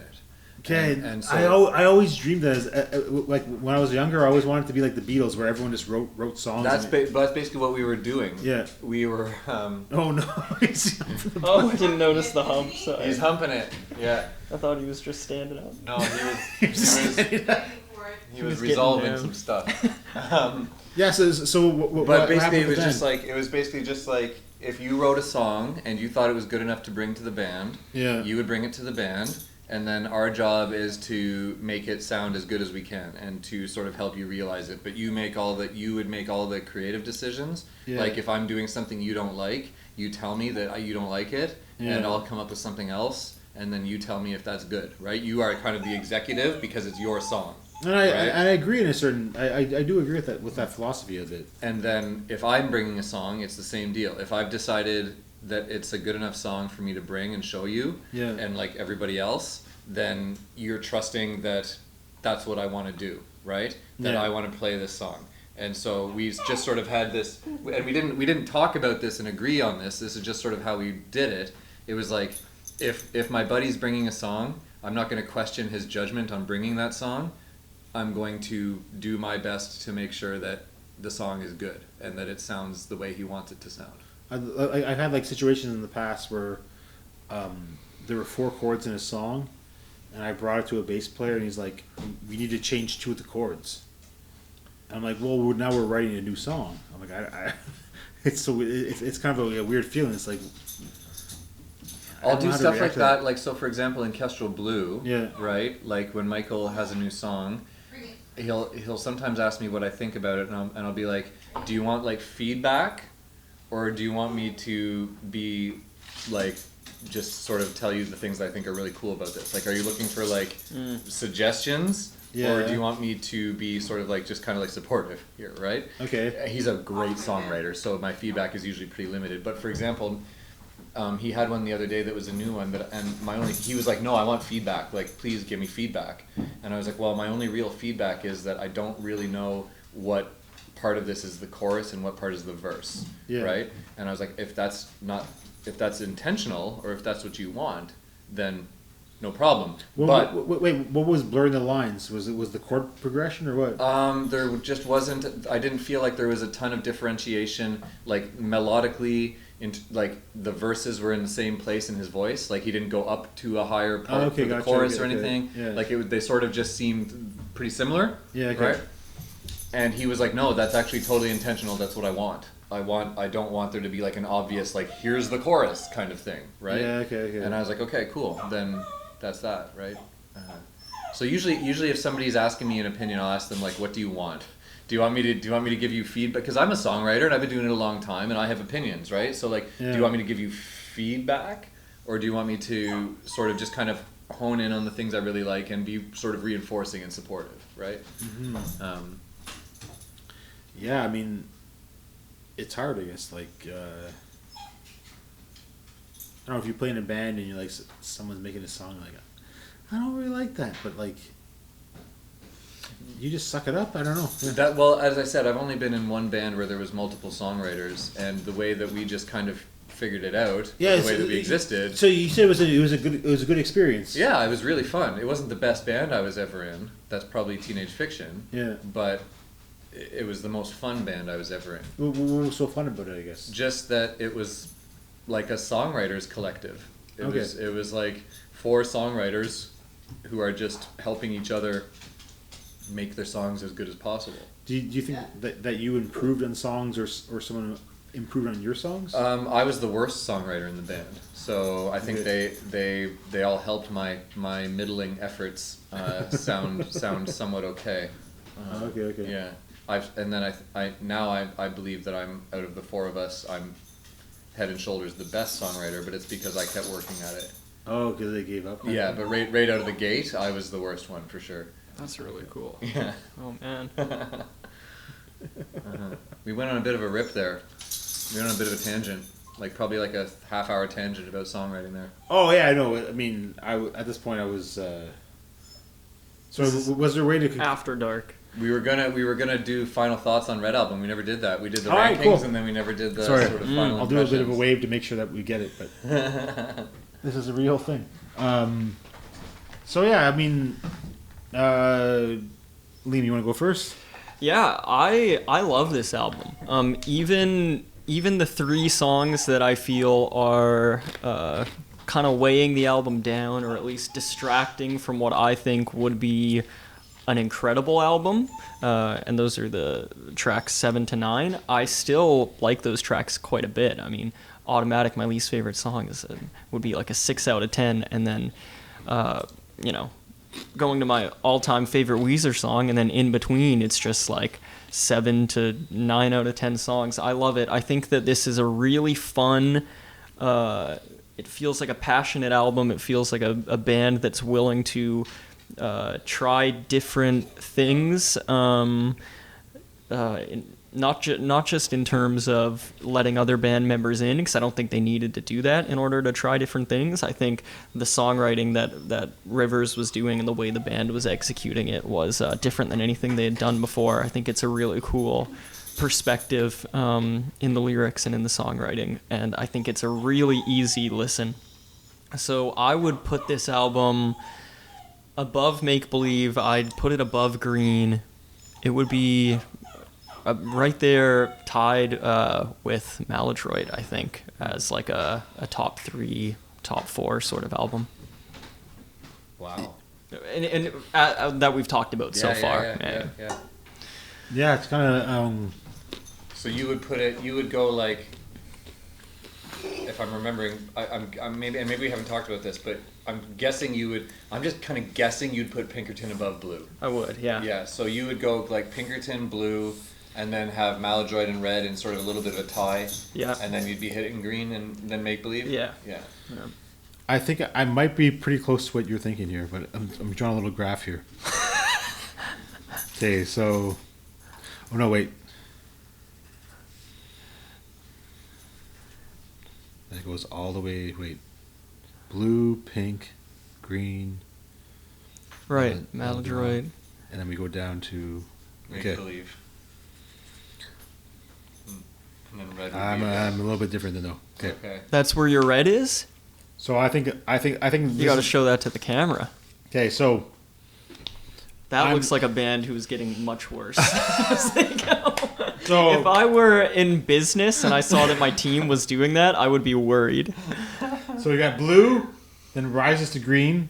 So Blue rises to Pinkerton, it goes down to Green, then down up to Maladroit, and it goes down to Make Believe, then goes up to to Red. Mm-hmm. So okay.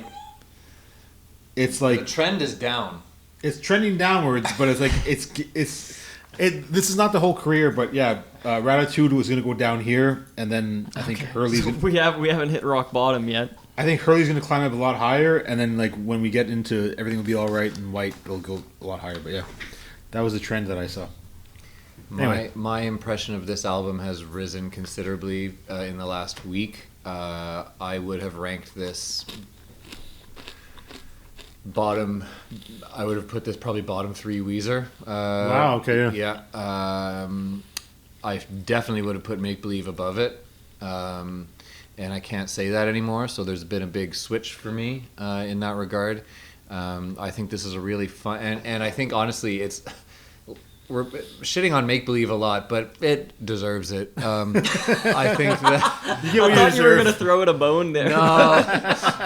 Just kick it while it's down. Yeah, just twist the knife again. I think that listening to this album after Make Believe, because that's how I was listening to it. It was like I'd do a Make Believe session, and then I'd have like a pause to fucking process that, and then I would go into Red. I think doing it that way really maybe is making Red seem like a better album than it is. I'm not sure. I'm still have to think about that, but it has, like, it's definitely better than Make Believe. There's fucking no question about that. And I don't know how I ever thought differently. Like I'm gonna have to ponder that as well. Like what was going on in my life that I thought that Make Believe was like a significantly better album than this. I don't know. I'm gonna have to do some journaling. Well, but you're a different person every day, right? Yeah, exactly. No, I think this is, if I was gonna rank the ones we've done so far, and there's some changes here, because probably previously the way it would have looked it would have been linear, straight down. It would have been like blue, pink, or no, it probably would have gone blue up. That's tough. That was tough. But it probably would go blue, pink. It probably would have gone blue, pink. Like downward? Yeah, just been down. It would have been probably down the whole way. Blue, pink, green, Maladroit, Make Believe, Red. It would have been a shing down like that. But now... a little more sophisticated. Yeah, no. Mine would have been like there would have been a what kind of correlation would it be? It would be a negative correlation between the passage of time and the quality of Weezer. In other words, as one increases, the other decreases, and it would have been more or less a perfect negative correlation. But now I would say that I would probably go blue, pink, Maladroit, Red, green, Make Believe. You like it more than green? I might. Wow. Yeah. Because you like green more than I do. I do, but when I was listening to Green this time, I found it to be pretty boring. That was my, and I think especially going from like Green, Maladroit, Green, Maladroit, Green, Maladroit, it sort of had a little bit of that effect of like Make Believe Red, Make Believe Red, Make Believe Red, right?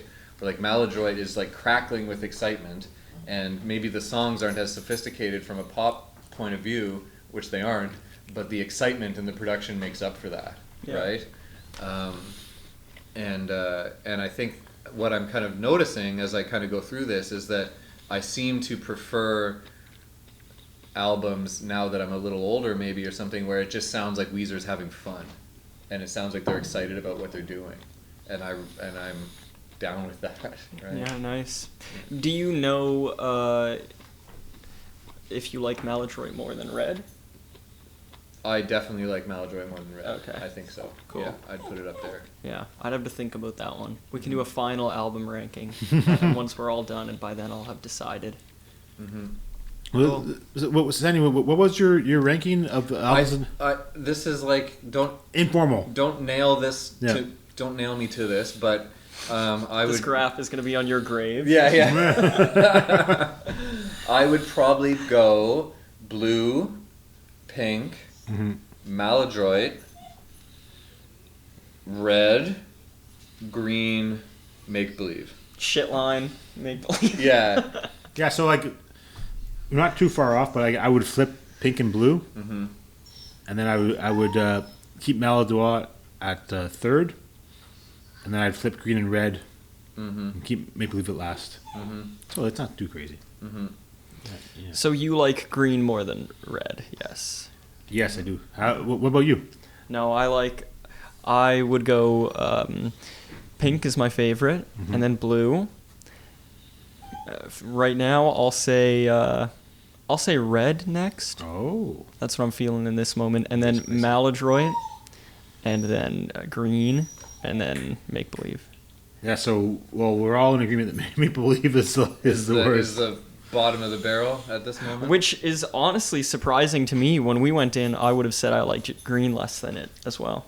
Wow, Yeah. really? Yeah. So Make Believe slipped? It did slip. It did slip. It's a bit of a it's a chore. It's a fucking chore, man. Man, yeah. you're both hating on Green a lot too. It's I towards can't the say bottom. I'm hating on it because for me, like the distance between Maladroit or if I'm putting Red above Green, the distance is like this for me. It's not a lot, but Yeah. the distance between Green and Make Believe is like a fucking skyscraper. Yeah. Like big time. Like they're not even close. I would occasionally, even now after all this time, be in the mood to just listen to the Green album and want to listen to it. Yeah. I don't anticipate ever being in the mood to just listen to Make Believe at any After you had to listen to it. at any point in the near future. I think I need to cleanse. Yeah, it is interesting because I think I like Perfect Situation and Hold Me more than anything on Green. But as a whole, you'd have to take a number of songs off Make Believe and really slim it down before it went above Green for me. Well, I mean, do you think that it's like does it negatively affect an album to have more songs on it?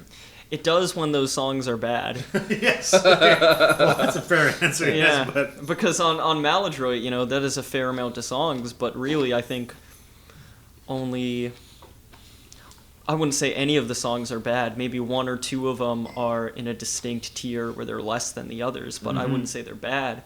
Whereas Make Believe, there are a couple that I think are bad. So I would want to trim them down. You just take off those bad ones, make it a shorter album. It would be better. Or you could replace them with some of the songs Sandy's talking about, like just better songs that Rivers had at the time. It can stay the same length, but it just has better songs, and then it'd be better. But I mean, there must be a reason why he picked those ones. I honestly think that he does not know what a good Weezer song is. I truly, maybe now maybe it's different now, but I think that Rivers from like that middle age period of Weezer there, like Red, like definitely Red, Ratitude, Hurley, probably Make Believe as well. I genuinely think that he did not know what made a Weezer song good versus bad. Man, like this is like I don't know if I should even say this, but it's not a big deal. I killed a man. I go. I think that like the Blue Album was like this great album, and then they built upon it with Pinkerton, and like they were approaching this kind of weird greatness, and like I don't think it could have gone too far. It was like this musical style that was gonna like be this one thing. Maybe one more amazing album that no one could deny, and then Pinkerton just everyone hated it. Went into this big depression, and he started writing these Green Album songs, which I think are great in their own right, but like not the same kind of style as like this Blue Pinkerton kind of thing coming up. And I think that like it totally just squashed the style that he was developing, and then he explored other avenues and like still has it himself and everything, but like it's not the same. Like I think he like, and maybe there was no more further place to go after that. Was it Kurt Cobain died? You guys are aware of this? I heard he's not alive. But I mean, what was going to happen if he made another album? And then I'm pretty sure it was like he was kind of like at the end of his rope. I think he was. I think Nirvana had maybe one more album in them. Yeah. And I think he would have. I don't think, but that's a bit of a different thing because like. Yeah, well, he died. For him to have, even if he hadn't died, he would have like. There's so many things that have to kind of. To even make that statement, right? Like number one, he would have had to not be on drugs, which was never going to happen, because he was in complete denial about that. But if he had sobered up, maybe he would have regained whatever sort of passion he had for music. I don't know. I think Nirvana would not have lasted. I think they would have had maybe one album after In Utero. and then he would have fucked off and become a painter or something like that, or just become like Lane Staley and just like locked himself in an apartment for 5 years until he OD'd. Right. With Rivers, there is some pretty interesting post-Pinkerton stuff before he went into this big like, oh my god, depression, lock myself away sort of thing that he did. Yeah. Like there's some stuff from fall of '97. Is it Lovers in the Snow? Is that one of them? That's one of them. Okay. There's a couple of pretty good songs in that batch. There's a song called Rosemary that's really good. There's a song called 1,000 Years that's really good. It wasn't it. It was called the Rivers Cuomo Band, is what he was calling it. But he had another project called Homie, if that's what you're thinking. Okay, that's what Homie say. So those are more like country songs. Oh, okay. But those are also really good. It doesn't sound like Weezer though, but there's some pretty good songs in there. Sheila Can Do It is one of those songs. Wow. I think that if he hadn't gone and hidden himself away and done the big hiatus thing, I think we would have got a pretty great album out of him. Because those tunes from the Rivers Cuomo Band era are all good. You can hear like live bootlegs of them, and you can just use your imagination a little bit, but it doesn't sound like Weezer. It no matter what, I don't think we were going to get another album in that vein of like original classic Weezer. In fact, I would say that the Green Album sounds a lot more like classic Weezer than where I think he probably would have gone if he had just never taken a break, because the stuff that he was doing in fall '97 very much sounded like. It sounded to me like he was taking a lot of influence from like British and European sort of like Britpop and indie and stuff like that. Yeah. Like a lot of the stuff, it didn't have that chuggy American rock feel to it. It was a lot more like indie-ish style. Like a lot of delay on guitars, a lot of really prominent bass. It would have been good. We would have definitely got a good album out of it. And we'll talk about this more when we do, because I want to do like his post Pinkerton sort of demo period. I would love to like cherry pick a batch of those and go through them with you guys. Yeah. Because in the stuff that he was writing, like from '98 to 2000, there was at least one, if not two, like classic S tier Weezer albums in that stuff, and he just couldn't see it. Like he didn't have the confidence, or whatever he was going through at the time, he just couldn't understand that. Oh my gosh. Yeah. I guess there comes a point where like you can't really appreciate what you're doing anymore, because like if you get a lot of fame and stuff, and like you're like, this album everyone loves, I'm kind of self-conscious about, I'm gonna make another album, this is a great album, and like people don't really like it. Like like you can kind of start second guessing yourself so much, and like you're no longer like being natural to yourself. Well, you now like start thinking about what other people are thinking. So Mikey Welsh, the bassist from the Green Album, who was actually with them for a lot longer than just that album, but that was the only album he played on. He said, if I'm trying to think of what era he was talking about, but I think he was talking about kind of like Green Album, Maladroit, Make Believe era. I think this is when this quote is from. But he said something to the effect of around that time of like, this is when Rivers stopped being an artist. Like he's not an artist anymore. What was you doing? For exactly what you're talking about. He's not creating from an authentic place. Yeah, okay. He's creating from a place where where his primary concern is to make money and to have a hit song and to be the biggest band in the world. And I guess at least for Mikey, that's when he transitioned from being an artist into being I don't know, bass player for him, a tradesman or something. I don't know. Wow, sad. But well, that was good. There we go. Those were some good talks. Yeah, Make Believe and Red in the can. And now after this, we head into the real wilderness of Weezer's discography. It is going to be the wilderness. Like, I don't even have my favorite song to guide me. Like, that was like a post where I knew we just hit that regardless of how the conversations went. I knew I had that. I don't know what I have now. So it's Ratitude and Hurley? Yeah, and then after that, it's going to be, an interesting fucking duo after that. If we're going just chronologically, I think we have Everything to. everything will be all right. Oh no. it'll be death to false metal, and everything will be all right in the end.